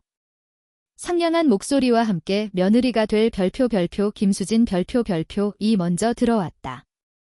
단정한 원피스 차림의 수진은 긴장한 기색이 역력했다. 그리고 그 뒤로 오늘의 또 다른 주인공인 수진의 어머니 별표 최정희 별표가 모습을 드러냈다. 박철곤의 눈이 칼처럼 최정희를 훑었다. 첫인상은 실망과 안도가 교차했다. 그녀는 지극히 평범했다. 아니, 평범하다 못해 조금 초라해 보이기까지 했다. 색이 바랜 듯한 베이지색 니트 카디건에 펑퍼짐한 면바지. 화장기 하나 없는 얼굴에는 세월의 주름이 자글자글했고 머리는 검은색 고무줄로 대충 묶어 올린 상태였다. 손에는 명품백 대신 낡은 천가방이 들려 있었다. 군 출신이라더니 제대한 지 한참 돼서 군기라고는 다 빠져버린 동네 아줌마로군. 박철곤은 속으로 쾌재를 불렀다. 상대는 전혀 위협적이지 않았다. 기가 세 보이기는커녕 목소리 한 번 크게 내면 주눅 들어서 눈물이나 짤 것 같은 유약한 인상이었다. 그는 자리에서 일어나며 짐짓 호탕하게 웃었다. 아이고, 어서 오십시오. 사돈 되실 분이시군요. 박철곤입니다. 그가 소뚜껑만 한 손을 내밀었다. 최정희는 잠시 그 손을 바라보더니 조심스럽게 맞잡았다. 그녀의 손은 따뜻했지만 거칠지 않았다. 네, 안녕하세요. 수진이 엄마 되는 최정희입니다. 초면에 신뢰가 많습니다. 목소리마저 작고 나긋나긋했다. 박철곤은 악력에 힘을 꽉 주며 위아래로 강하게 흔들었다. 일종의 기싸움이었다. 최정희는 미간을 살짝 찌푸리는 듯 하더니 별다른 저항 없이 그의 손짓에 따라 흔들렸다. 앉으시죠, 앉으시죠. 여기 상석으로 모시겠습니다. 박철곤은 자신이 주인이라도 되는 양자리를 배정했다. 본래 상결례 예절상 입구에서 먼 쪽이 상석이고 먼저 온 사람이 안쪽에 앉는 것이 맞지만 그는 은근슬쩍 자신이 문을 바라보는 가장 중심 자리를 차지하고 있었다. 아니에요. 저희가 늦게 왔는데 입구 쪽에 앉겠습니다. 최정희가 사양하며 문 쪽 의자를 빼려 했다. 아닙니다. 군인 정신은 연장자와 여성 우대. 제가 또 해병대 아닙니까? 해병대는 약자를 보호하는 정의의 사도입니다. 어서 안쪽으로 가시죠. 박철곤의 강권에 못 이겨 최정희와 수진은 안쪽 자리에 앉았다. 민호와 김여사는 박철곤의 눈치를 보며 맞은편에 착석했다. 팽팽해야 할 상결례 테이블의 균형은 이미 박철곤 쪽으로 완전히 기울어져 있었다. 음식은 제가 미리 코스로 시켜놨습니다. 이 집이 갈비찜을 잘하는데 뭐 입에 맞으실지 모르겠네요. 군에 계셨다니 아무거나 잘 드시겠지만 허허. 박철곤이 너스레를 떨며 물티슈로 손을 닦았다. 최정희는 그저 옅은 미소를 지으며 신경 써주셔서 감사합니다라고 짧게 답할 뿐이었다. 박철곤은 확신했다. 오늘 이 자리는 자신의 쇼무대가 될 것이라고.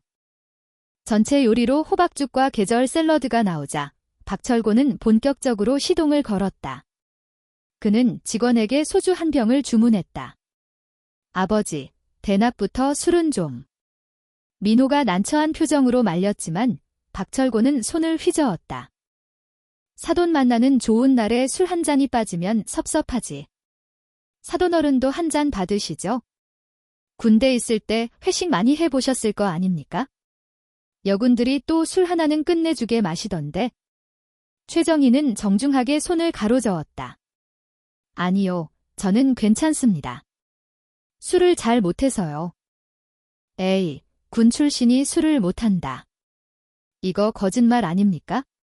제가 알기로 여군 하사관들이나 장교들, 남자들 틈바구니에서 버티려면 깡소주를 들이켜야 한다던데? 혹시 내색하시는 거 아닙니까? 하하. 무례한 농담이었다. 수진의 얼굴이 홍당무처럼 빨개졌고 김여사가 식탁 밑으로 남편의 정강이를 거칠게 찼지만 박철곤의 가죽 구두에는 아무런 파격도 주지 못했다. 정말 못합니다. 체질상 안 받아서요. 최정희는 여전히 차분했다. 그녀는 죽을 한 숟가락 떠서 입에 넣으며 시선을 아래로 깔았다. 박철곤은 그 모습이 자신을 어려워해서 눈을 피하는 것이라고 착각했다. 그는 자작으로 소주잔을 채우고 털어넣었다. 그 소리가 방안을 울렸다. 뭐, 좋습니다. 강요는 안 하죠. 요즘 군대가 어디 군대입니까? 보이스카우트지. 옛날 우리 때는 말입니다. 상사가 주는 술 거절하면 바로 집합이었습니다. 연병장 돌고 머리 받고 그런 행위가 정신이었는데 요즘은 영. 박철곤은 젓가락으로 샐러드를 뒤적거리며 훈계를 시작했다. 우리 민호 보십시오. 육사 나왔다고 엘리트인 줄 아는데 제가 볼 땐 물러터졌어요. 육군이 뭡니까? 딴 게 없습니다. 걷는 것밖에 할 줄 모르는? 해병대는 바다에서 헤엄치고 산에서 구르고 하늘에서 뛰어내립니다. 3군을 통합한 게 바로 해병대죠. 민호는 고개를 푹 숙이고 죄인처럼 앉아 있었다. 수진이 안쓰러운 눈빛으로 민호를 바라보았다. 그래서 제가 민호놈한테 항상 말합니다. 장가라도 군인 정신 투철한 집안으로 가라. 그래야 집안 기강이 선다고요. 그런데 사돈댁은? 군 생활은 얼마나 하셨습니까? 제가 딱 보니까 한 20년 전역 아니면 대위? 박철곤이 눈을 가늘게 뜨고 최정희를 탐색했다. 최정희가 냅킨으로 입가를 살짝 닦으며 대답했다. 네, 뭐. 적당히 하다가 나왔습니다. 그렇죠. 여자가 군대에서 롱런하기 힘들죠. 결혼하면 애 낳아야지, 살림해야지. 군대가 또 워낙 박봉이고 험하니까. 병관은 뭐셨습니까? 역시 행정이나 간호 쪽. 박철곤의 질문에는 여자가 해봤자 그런 거겠지라는 편견이 뚝뚝 묻어났다. 이것저것 했습니다. 주로 사무실에 있었지요. 최정희는 얼버무렸다. 그녀의 모호한 태도는 박철곤의 오만함에 기름을 부었다. 그는 의자를 뒤로 젖히며 거만하게 다리를 꼬았다. 사무실이라.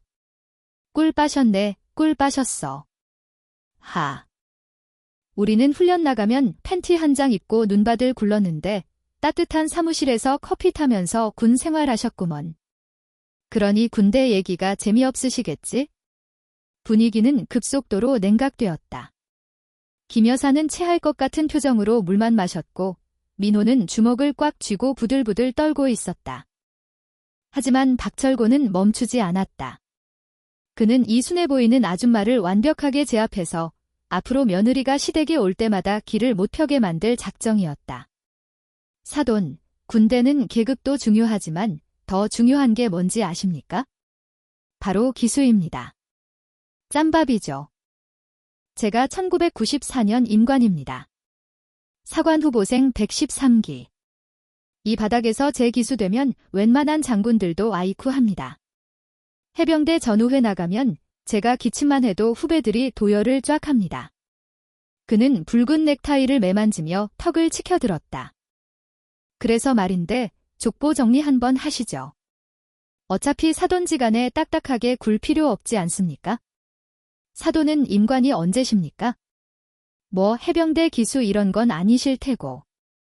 수진이 참다 못해 나버님, 식사하세요 라고 끼어들었지만 박철곤은 들은 척도 하지 않았다. 그는 최정희의 눈을 똑바로 응시하며 입꼬리를 비릿하게 올렸다. 그래서 해병대 기술로 치면 한 몇 급쯤 되십니까? 군번 줄이나 제대로 찰 줄 아시는지 모르겠네. 정적.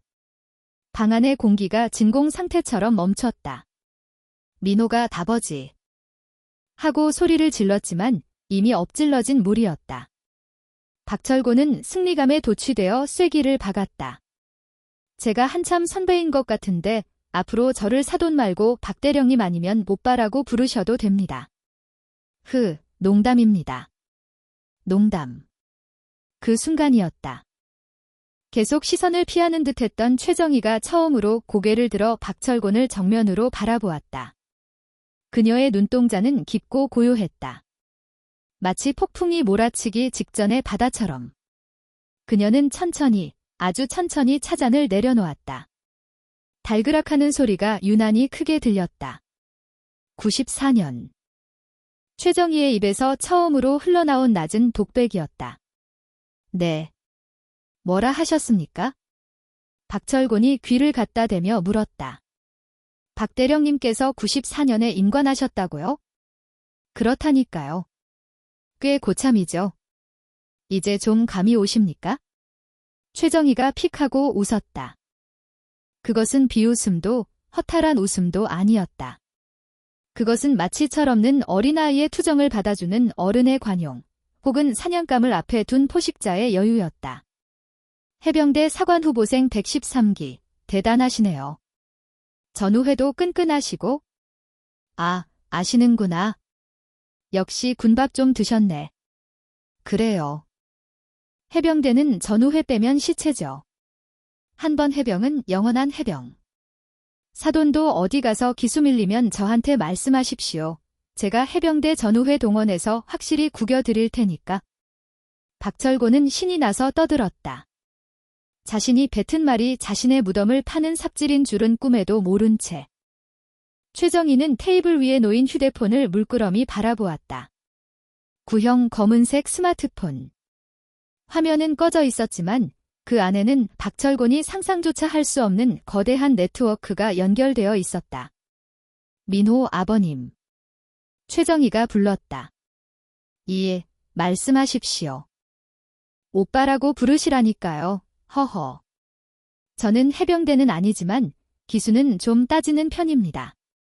제가 기억력이 좀 나빠서 그런데 94년 임관이면 91년 임관한테는 뭐라고 불러야 합니까? 예. 91년이요? 아, 뭐 당연히 선배님이죠. 하늘 같은 선배님. 3년 차이면 말도 못 붙입니다. 왜요? 아는 사람 중에 91년 군번이라도 있습니까? 박철곤이 싱글벙글하며 대수롭지 않게 물었다. 최정희는 10개 미소 지으며 차잔을 다시 입으로 가져갔다. 네, 아주 잘 아는 사람이 하나 있어서요. 그때였다. 징.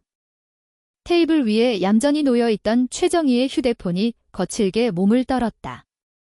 벨소리도 아닌 묵직하고 위압적인 진동 소리였다. 액정 화면의 발신자 정보는 뜨지 않았다. 오직 붉은색 글씨로 보안회선 긴급이라는 문구만이 깜빡거리고 있었다. 박철곤은 쌈을 입에 넣으려다 멈칫했다. 일반적인 전화가 아니었다. 저런 화면은 그도 군 생활 30년 동안 몇 번 보지 못한 것이었다. 전화 안 받으십니까? 박철곤의 목소리에서 자신감이 한꺼풀 벗겨져 나갔다. 최정희는 천천히 휴대폰을 집어들었다.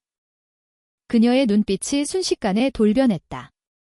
방금 전까지의 동네 아줌마는 온데간데없고 서늘한 냉기가 그녀의 전신을 감쌌다. 잠시만요. 그녀가 통화 버튼을 눌렀다. 통신보안. 최정희입니다. 최정희의 목소리는 낮았지만 테이블 맞은편 박철곤의 고막을 파고드는 명료함이 있었다. 숟가락을 든 채 굳어버린 박철곤은 본능적으로 불길한 기운을 감지했다. 저 말투는 동네 아줌마가 계모임 전화를 받을 때 쓰는 말투가 아니었다. 수십 년간 지휘 계통에 몸담은 사람만이 낼 수 있는 군더더기 없이 핵심만 찌르는 지휘관의 톤이었다. 수화기 너머의 소리는 들리지 않았지만 최정희의 응답은 짧고 간결했다. 현부로 비상소집인가? 알겠다. 정보상황실 개방하고 화상회의 라인 열어. 합참의장 도착 예정 시간은? 박철곤의 눈동자가 지진난 것처럼 흔들렸다. 합참의장. 정보상황실. 그가 씹던 갈비찜이 고무 타이어처럼 느껴졌다. 30분 내로 복귀한다. 정복 준비시켜. 이상. 뚝 전화가 끊겼다. 최정희는 휴대폰을 테이블 위에 내려놓지 않고 다시 가방에 넣었다. 그리고 고개를 들어 박철곤을 보았다. 그녀의 눈빛은 더 이상 온화한 어머니의 눈이 아니었다. 적의 동태를 살피는 냉철한 정찰병, 아니 그 모든 정보를 통합해 결단을 내리는 지휘관의 눈빛이었다. 사돈, 무슨 안 좋은 일이라도. 박철곤이 떨리는 목소리로 물었다. 아닙니다. 회사 일입니다. 최정희는 회사라고 둘러댔지만 박철곤은 바보가 아니었다. 대한민국에서 합참의장을 언급하는 회사는 없다. 그때였다. 쾅. 미닫이 문이 부서져라 열렸다. 예에 바르게 드르륵 열리는 것이 아니었다. 긴급 상황을 지휘관에게 보고하기 위해 뛰어오던 관성이 그대로 문에 전달된 소리였다. 필승. 아니, 충성. 방 안으로 뛰어든 건 훤칠한 키의 육군 대위였다. 숨이 턱끝까지 차올랐음에도 그의 자세는 흐트러짐이 없었다. 군복의 주름은 날카로웠고 가슴에는 국방부 직할부대 흉장이, 어깨에는 초록색 견장이 빛나고 있었다. 그는 박철곤 대령이나 다른 가족들은 거들떠보지도 않았다. 오직 최정희, 단 한 사람만을 향해 시선을 고정했다. 사령관님. 1군단 지역 국지도발 징후 포착. 합참 및 국방정보본부 전 직원 비상소집입니다. 관용 차량 현관에 대기시켰습니다. 박철곤은 자신의 귀를 의심했다. 사령관님. 지금 이 새파란 대위가 내 사돈한테 사령관님이라고 한 건가? 정보본부. 김대위, 보고가 늦다. 상황 발생 5분 지났어. 죄송합니다. 보안회선 연결 대기하느라 지체되었습니다. 최정희는 한숨을 짧게 내쉬며 수진을 바라보았다. 수진아, 미안하다. 엄마가 급하게 가봐야 할 것 같구나. 상견례 자리인데. 정말 미안해. 아니에요, 엄마. 어서 가보세요. 큰일 아니었으면 좋겠네요. 수진은 익숙한 듯 고개를 끄덕였다. 최정희는 다시 박철곤을 향해 고개를 돌렸다. 박철곤 대령님. 이번에는 사돈이 아니었다. 박철곤 대령님. 박철곤은 반사적으로 자리에서 벌떡 일어났다. 엉덩이가 의자에서 떨어지는 속도가 빛보다 빨랐다. 네. 예. 아까 해병대 기수 물으셨죠? 제가 기억력이 좀 돌아왔네요. 최정희가 부관 김대위에게 손짓했다. 김대위는 기다렸다는 듯 서류 가방에서 검은색 가죽 케이스를 꺼내 최정희에게 건넸다. 그녀는 케이스를 열어 테이블 위에 올려두었다.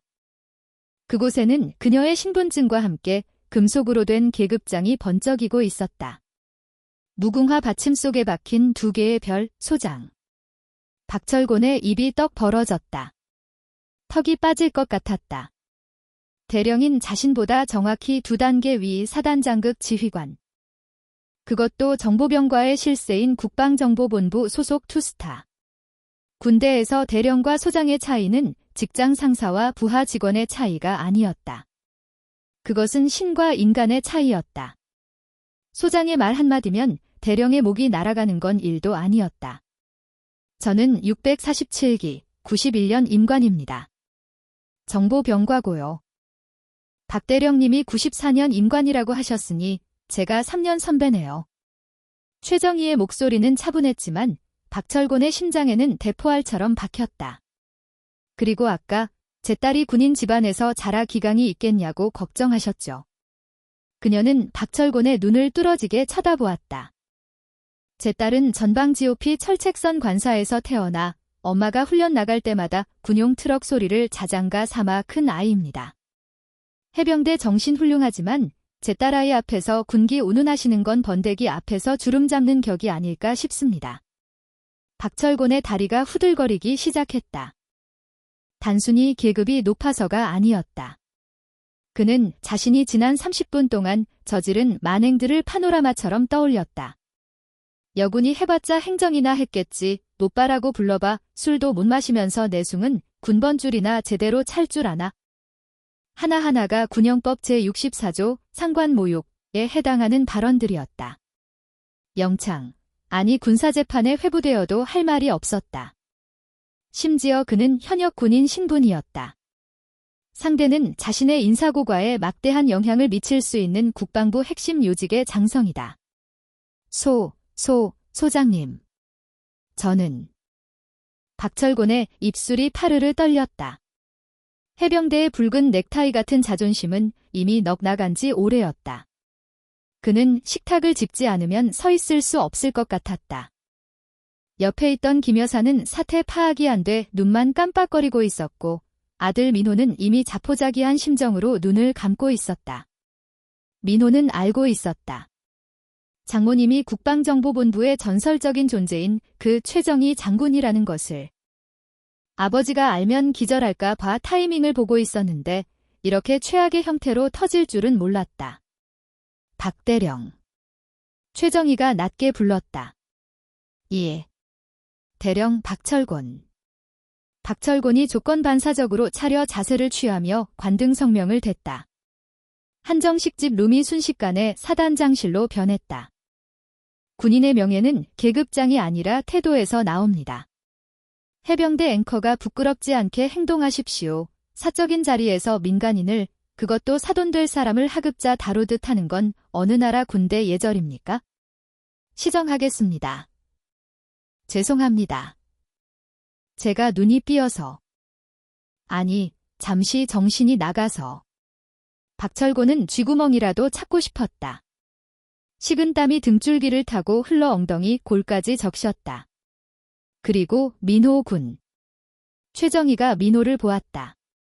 민호가 벌떡 일어나 경례를 올렸다. 충성. 자네 아버지가 자네를 많이 아끼시는 것 같네. 하지만 자네는 육군 장교야. 아버지의 그늘이 아니라 자네 스스로의 군인 정신으로 서게. 내 딸을 군인의 아내로 맞이하겠다는 건 조국을 지키는 것만큼이나 무거운 책임감을 요하는 일이야. 알겠나? 명심하겠습니다. 민호의 목소리가 우렁찼다. 최정희는 어른 미소를 지으며 고개를 끄덕였다. 식사 못 마치고 가서 죄송합니다. 밥값은 제가 계산하고 가겠습니다. 사돈들. 아니, 박 대령님. 다음에 국방부 복도에서 뵙게 되면 그때는 정식으로 경례 받겠습니다. 최정희는 부관 김대위와 함께 바람처럼 방을 빠져나갔다. 충성. 박철곤은 닫히는 문을 향해 허공에 대고 경례를 붙였다. 손끝이 파르르 떨리고 있었다. 문이 완전히 닫히고 나서도 그는 한참 동안 손을 내리지 못했다. 방 안에는 정막만이 감돌았다. 스피커에서 흘러나오는 가야금 소리가 구슬프게 들렸다. 갈비찜은 차갑게 식어가고 있었고 소주잔에는 박철곤의 비참한 얼굴이 비쳤다. 여보, 당신 괜찮아요? 김 여사가 조심스럽게 물었다. 박철곤은 털썩 자리에 주저앉았다. 투스타. 그것도 정보사. 그는 넋이 나간 사람처럼 중얼거렸다. 내가 미쳤지. 내가 미쳤어. 투스타한테 족발하고. 으아. 박철곤이 머리를 감싸쥐고 책상에 엎드렸다. 쪽팔림과 공포가 쓰나미처럼 밀려왔다. 국방부 정책실에서 근무하다 보면 정보본부 사람들과 마주칠 일이 수두룩했다. 당장 다음 주 월요일 합동회의가 있었다. 그는 최정희의 얼굴을 어떻게 봐야 할지 눈앞이 캄캄했다. 최정희가 떠난 후 식사 자리는 초상집 분위기였다. 아니, 초상집보다 더했다. 적어도 초상집에는 육개장이라도 넘어가는 목구멍이 있지만 박철곤의 목구멍은 꽉 막혀 물 한 모금도 넘어가지 않았다. 코스 요리가 줄이어 들어왔다. 신설로, 대하구이, 갈비찜. 평소라면 박철곤이 역시 한국 사람은 밥심이지. 하며 먹어치웠을 사내진미들이었지만 지금은 그저 고문 도구처럼 보였다. 아버지, 식사 좀 하세요. 민호가 조심스럽게 권했다. 너는 알고 있었냐? 박철곤이 괴한 눈으로 아들을 노려봤다. 말씀드리려고 했는데 아버지가 계속 말씀하셔서 타이밍을 못 잡았어요. 그리고 수진 씨가 어머니 계급 밝히는 걸 별로 안 좋아해서. 얘야, 이 놈아. 그래도 힌트는 줬어야지. 내가 지뢰받은 줄 모르고 탭댄스를 추고 있는데 그걸 보고만 있었냐? 박철곤이 억울함에 가슴을 쳤다. 하지만 누구를 탓하랴? 본인이 말을 끊고 본인이 무시하고 본인이 잘난 척한 결과인 것을. 어쩐지 아까 전화 받을 때 포스가 장난이 아니더라니. 김 여사가 혀를 찼다. 당신도 참 주책이야. 그냥 얌전히 밥이나 먹지. 왜 거기서 해병대 기술을 들먹여가지고? 나 참 부끄러워서 원. 아, 조용히 해. 당신이 내 마음을 알아? 난 우리 집안 기 좀 살려보려고. 박철곤의 목소리는 기어 들어갔다. 기를 살리기는커녕 집안 기둥뿌리까지 뽑아버린 셈이었다. 그때 직원이 들어와 계산서를 내밀었다. 저기. 아까 나가신 분께서 결제 다 하고 가셨습니다. 그리고 이거 전해드리라고 하셔서요. 직원이 건넨 것은 작은 메모지였다. 박철곤은 떨리는 손으로 메모지를 받아들었다. 간결하고 힘있는 필체로 딱 한 문장이 적혀 있었다. 해병대 113기 박철곤 대령님, 밥값은 선배가 냅니다. 육군 소장 최정희. 박철곤의 얼굴이 다시 한번 화끈거렸다. 선배. 그 두 글자가 뼈를 때렸다. 금전적인 호의가 아니라 철저한 서열 정리였다. 내가 너보다 위다. 그러니 밥값은 내가 낸다. 토 달지 마라. 이런 무언의 압박이었다. 가자. 도저히 못 먹겠다. 박철곤은 다 차려진 음식을 뒤로 하고 비틀비틀 일어났다. 다리에 힘이 풀려 휘청거리는 그를 민호가 부축했다. 식당을 나오는 길, 박철곤은 카운터 앞을 지나며 칠판을 보았다. 12시 매화실 박철곤 대령님 상견례. 아까는 그토록 자랑스러웠던 대령이라는 글자가 이제는 너무나 초라해 보였다. 그는 도망치듯 식당을 빠져나왔다. 주차장에서 차를 기다리는 동안 박철곤은 계속해서 국방부 쪽 하늘을 쳐다보았다. 저 멀리 보이는 거대한 건물 어딘가에 최정희 소장이 앉아 있을 것이었다. 그는 자신도 모르게 옷매무새를 다듬었다. 넥타이를 바로 하고 재킷의 먼지를 털었다. 아버지, 왜 그러세요? 쉬. 언제 어디서 보고 계실지 몰라. 정보사 사람들은 눈이 천 개야. 박철곤은 해병대 앵커 배지를 만지작거렸다. 오늘따라 이 배지가 너무나 무겁게 느껴졌다. 차에 올라탄 박철곤은 등받이에 몸을 깊숙이 파묻었다. 민호야, 우리 아버지. 결혼식장에 해병대 의장대 부르는 거 취소해라. 네. 아버지 평생 소원이셨잖아요. 며느리 될 사람 앞에서 예도단 칼 통과하는 거? 시끄러워.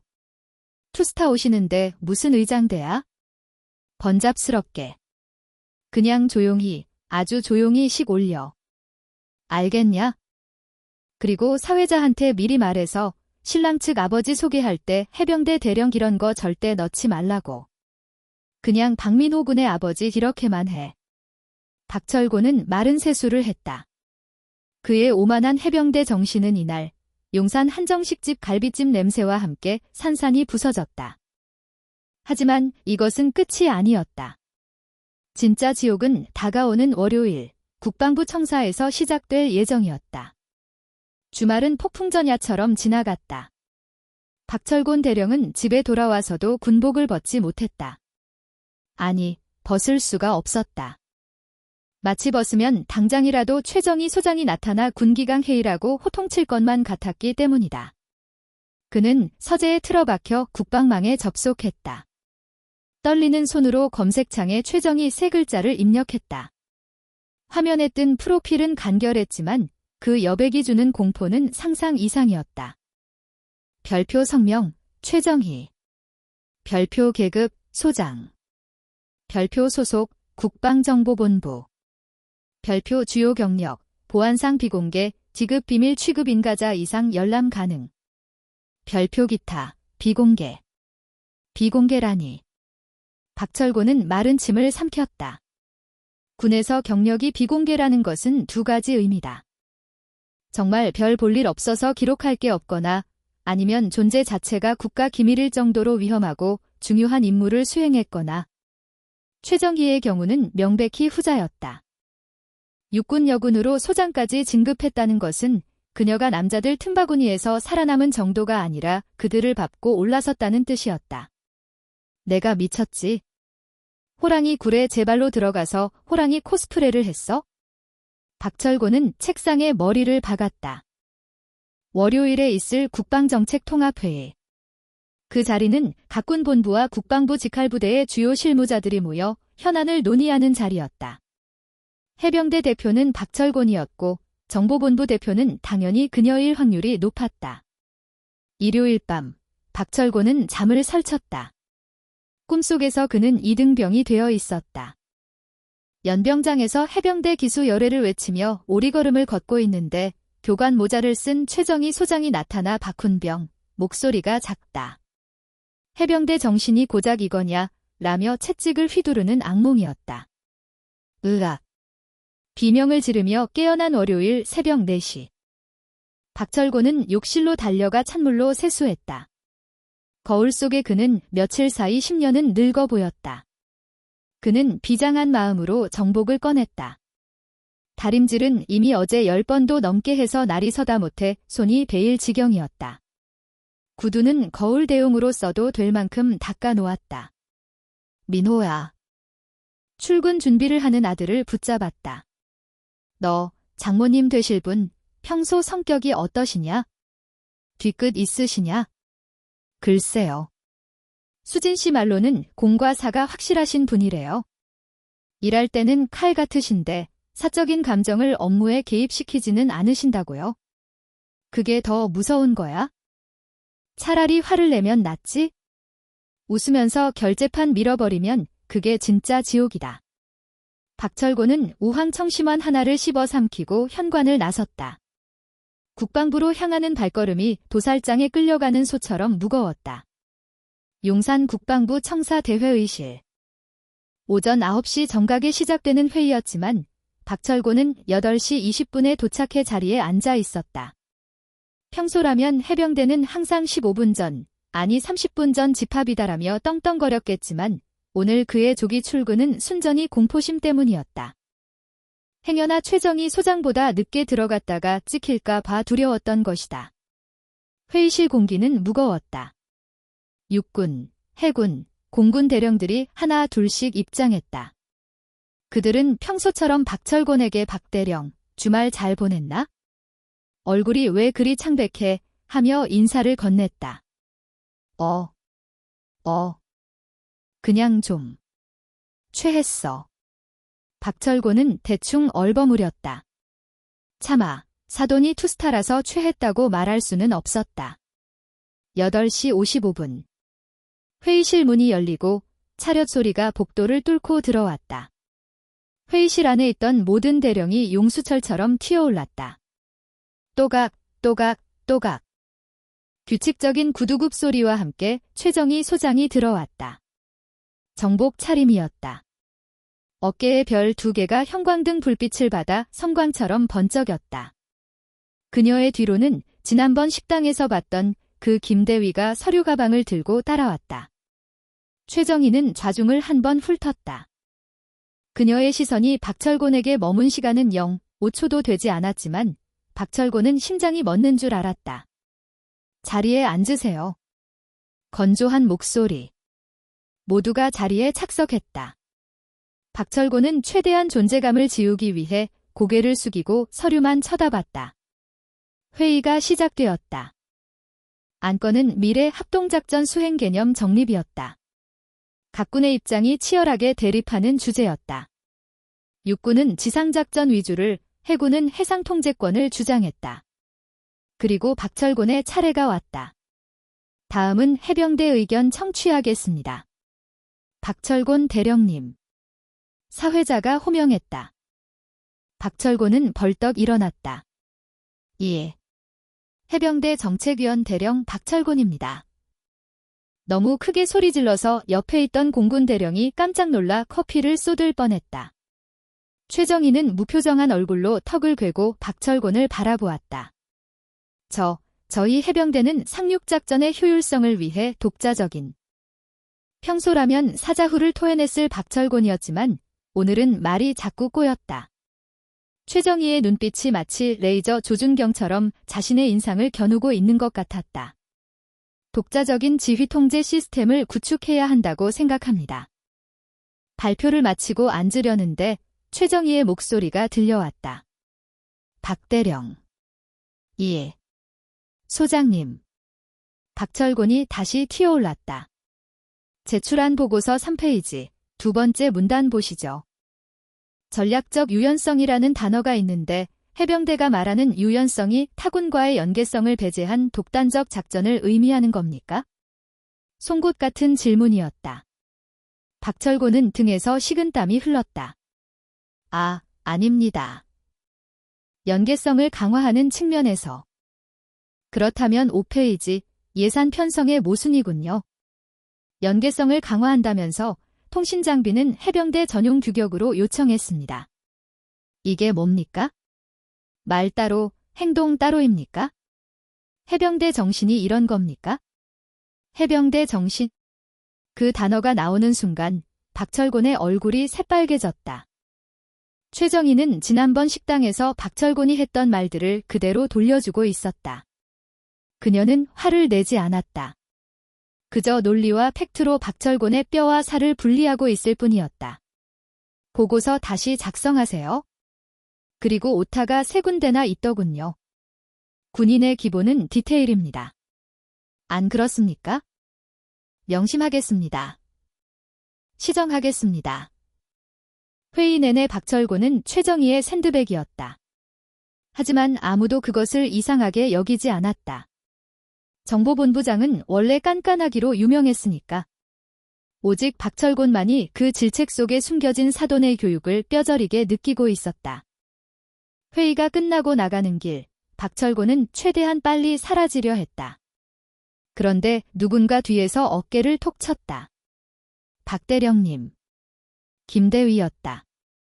최정희의 부관. 사령관님께서 잠깐 차 한잔 하자고 하십니다. 집무실로 오시랍니다. 박철곤의 다리가 풀렸다. 올 것이 왔구나. 영창 가는 기분으로 그는 정보본부장실로 향했다. 집무실에 들어서자 최정희는 정복 상의를 벗고 편안한 근무복 차림으로 서류를 보고 있었다. 앉으세요. 그녀가 소파를 가리켰다. 박철곤은 소파 끝에 엉덩이만 살짝 걸치고 각을 잡았다. 차 드세요. 녹차입니다. 감사합니다. 박철곤은 뜨거운 녹차를 원샷할 기세로 차잔을 잡았다. 손이 덜덜 떨려 차잔 부딪히는 소리가 달그락거렸다. 최정희가 서류를 덮고 안경을 벗었다. 그리고 피식 웃었다. 박대령님, 아니 사돈될 분은 긴장 푸시죠. 여기는 작전지역 아닙니다. 아, 네. 죄송합니다. 제가 지난번에 너무 큰 결례를. 그건 이미 밥값으로 퉁쳤습니다. 제가 부른 건 결혼식 때문입니다. 결혼식이요? 뭐, 마음에 안 드시는 거라도? 아니요. 민호 군이 참 듬직하더군요. 우리 수진이가 남자 보는 눈은 있나 봅니다. 다만. 최정희가 잠시 뜸을 들였다. 박철곤은 침을 꼴깍 삼켰다. 결혼식 날 제가 군복을 입을까 하는데 어떻게 생각하십니까? 예. 군복이요? 원래 혼주석의 여자는 한복, 남자는 양복이 관례죠. 그런데 저는 평생 군복만 입고 살아서 한복이 영 어색해서요. 그리고 박대령님도 제복 입는 거 좋아하시죠? 박철곤은 멍해졌다. 사돈이 정복을 입고 온다. 투스타 정복을? 제가 정복 입고 가면 박대령님 기 좀 살려드리는 겁니까? 아니면 죽이는 겁니까? 최정희의 눈에 장난기가 서렸다. 박철곤은 그제야 깨달았다. 그녀가 자신을 배려하고 있다는 것을. 해병대 부심으로 똘똘 뭉친 자신에게 육군 소장인 사돈이 정복을 입고 나란히 서준다면 그것만큼 큰 영광은 없었다. 비록 계급은 밀리지만 군인 집안 대 군인 집안으로서의 자부심을 세워주겠다는 뜻이었다. 소장님께서 정복을 입으신다면 저야 영광입니다. 저도 정복 입겠습니다. 해병대 정복, 칼각 잡아서 입고 가겠습니다. 좋습니다. 그럼 그날 뵙죠? 아, 그리고. 최정희가 덧붙였다. 결혼식장에서는 충성간 하셔도 됩니다. 사돈끼리 그러는 거 남들이 보면 웃습니다. 박철곤은 집무실을 나오며 가슴을 쓸어내렸다. 그리고 주먹을 불끈 쥐었다. 그래, 이번엔 진짜 제대로 보여주자. 해병대의 품격을. 대망의 결혼식 날. 식장은 별들의 전쟁터를 방불케 했다. 최정희의 하객으로 온 육군 장성들과 박철곤의 하객으로 온 해병대 전후 회원들이 섞여 묘한 긴장감과 웅장함을 자아냈다. 하지만 하이라이트는 양가 부모 입장 순서였다.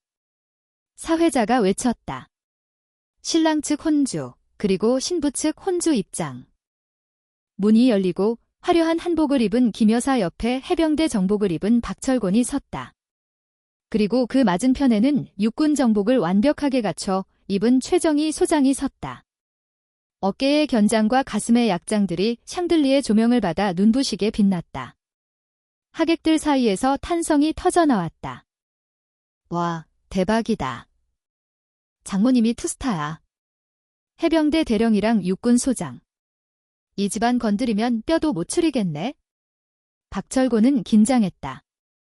수많은 눈이 자신들을 보고 있었다. 그는 최정희와 눈을 마주쳤다.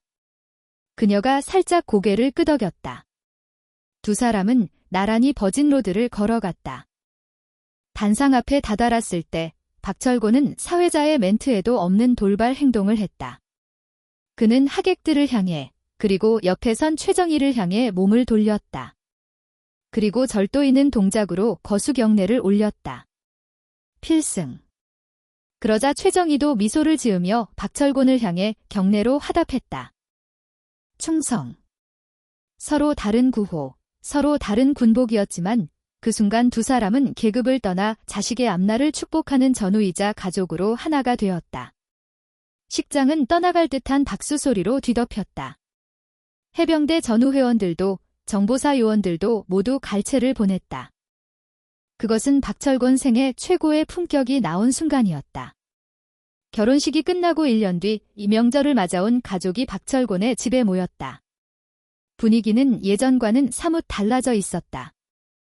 거실 소파 상석에는 최정희가 앉아 과일을 먹고 있었고 박철곤은 앞치마를 두르고 부엌에서 전을 부치고 있었다.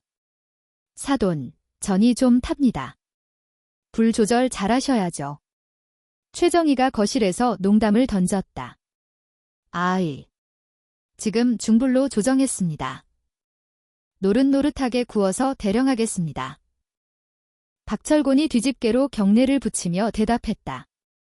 김 여사는 옆에서 배를 잡고 웃었다. 예전 같았으면 이 남자가 부엌에 들어가는 게 어디냐라며 호통쳤을 박철곤이 이제는 자발적 취사병이 되어 있었다. 민호와 수지는 그 모습을 보며 흐뭇해했다. 아버지가 변하셔도 너무 변하셨어. 우리 엄마가 좀 무섭긴 하지? 그때 박철곤의 휴대폰이 울렸다. 해병대 전우회 후배였다. 필승. 선배님. 이번 주말에 해병대 기수별 체육대회 있는데 나오십니까? 박철곤은 부엌 쪽을 힐끔 보았다. 최정희가 흐뭇하게 TV를 보고 있었다. 그는 목소리를 낮춰 소곤거렸다. 이야, 못 간다. 이번 주말에 사돈어른 오셔서 김장하신단다. 내가 배추 절여야 돼. 예. 선배님, 그게 무슨 말씀입니까? 귀신 잡는 해병이 배추를 절이다니요. 임마, 넌 몰라. 귀신 잡는 해병 위에 별 잡는 여사가 계시다. 끊어. 박철곤은 전화를 끊고 잘 구워진 동태전을 접시에 담아 거실로 나갔다. 소장님, 아니 사돈어른. 안주 나왔습니다. 약주 한 잔 하시겠습니까? 좋죠. 박대령님이 따라주시면 영광입니다.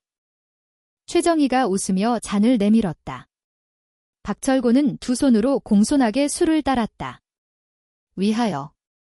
술잔이 부딪히는 소리가 경쾌하게 울렸다. 계급장은 떼어졌지만 가족이라는 더 단단한 끈으로 묶인 두 사람. 박철곤의 해병대 앵커는 여전히 가슴에 달려 있었지만 이제 그 앵커는 오만함이 아니라 가족을 지키는 다이 되어 깊고 단단하게 내려져 있었다. 근데 사돈, 솔직히 말해보십시오.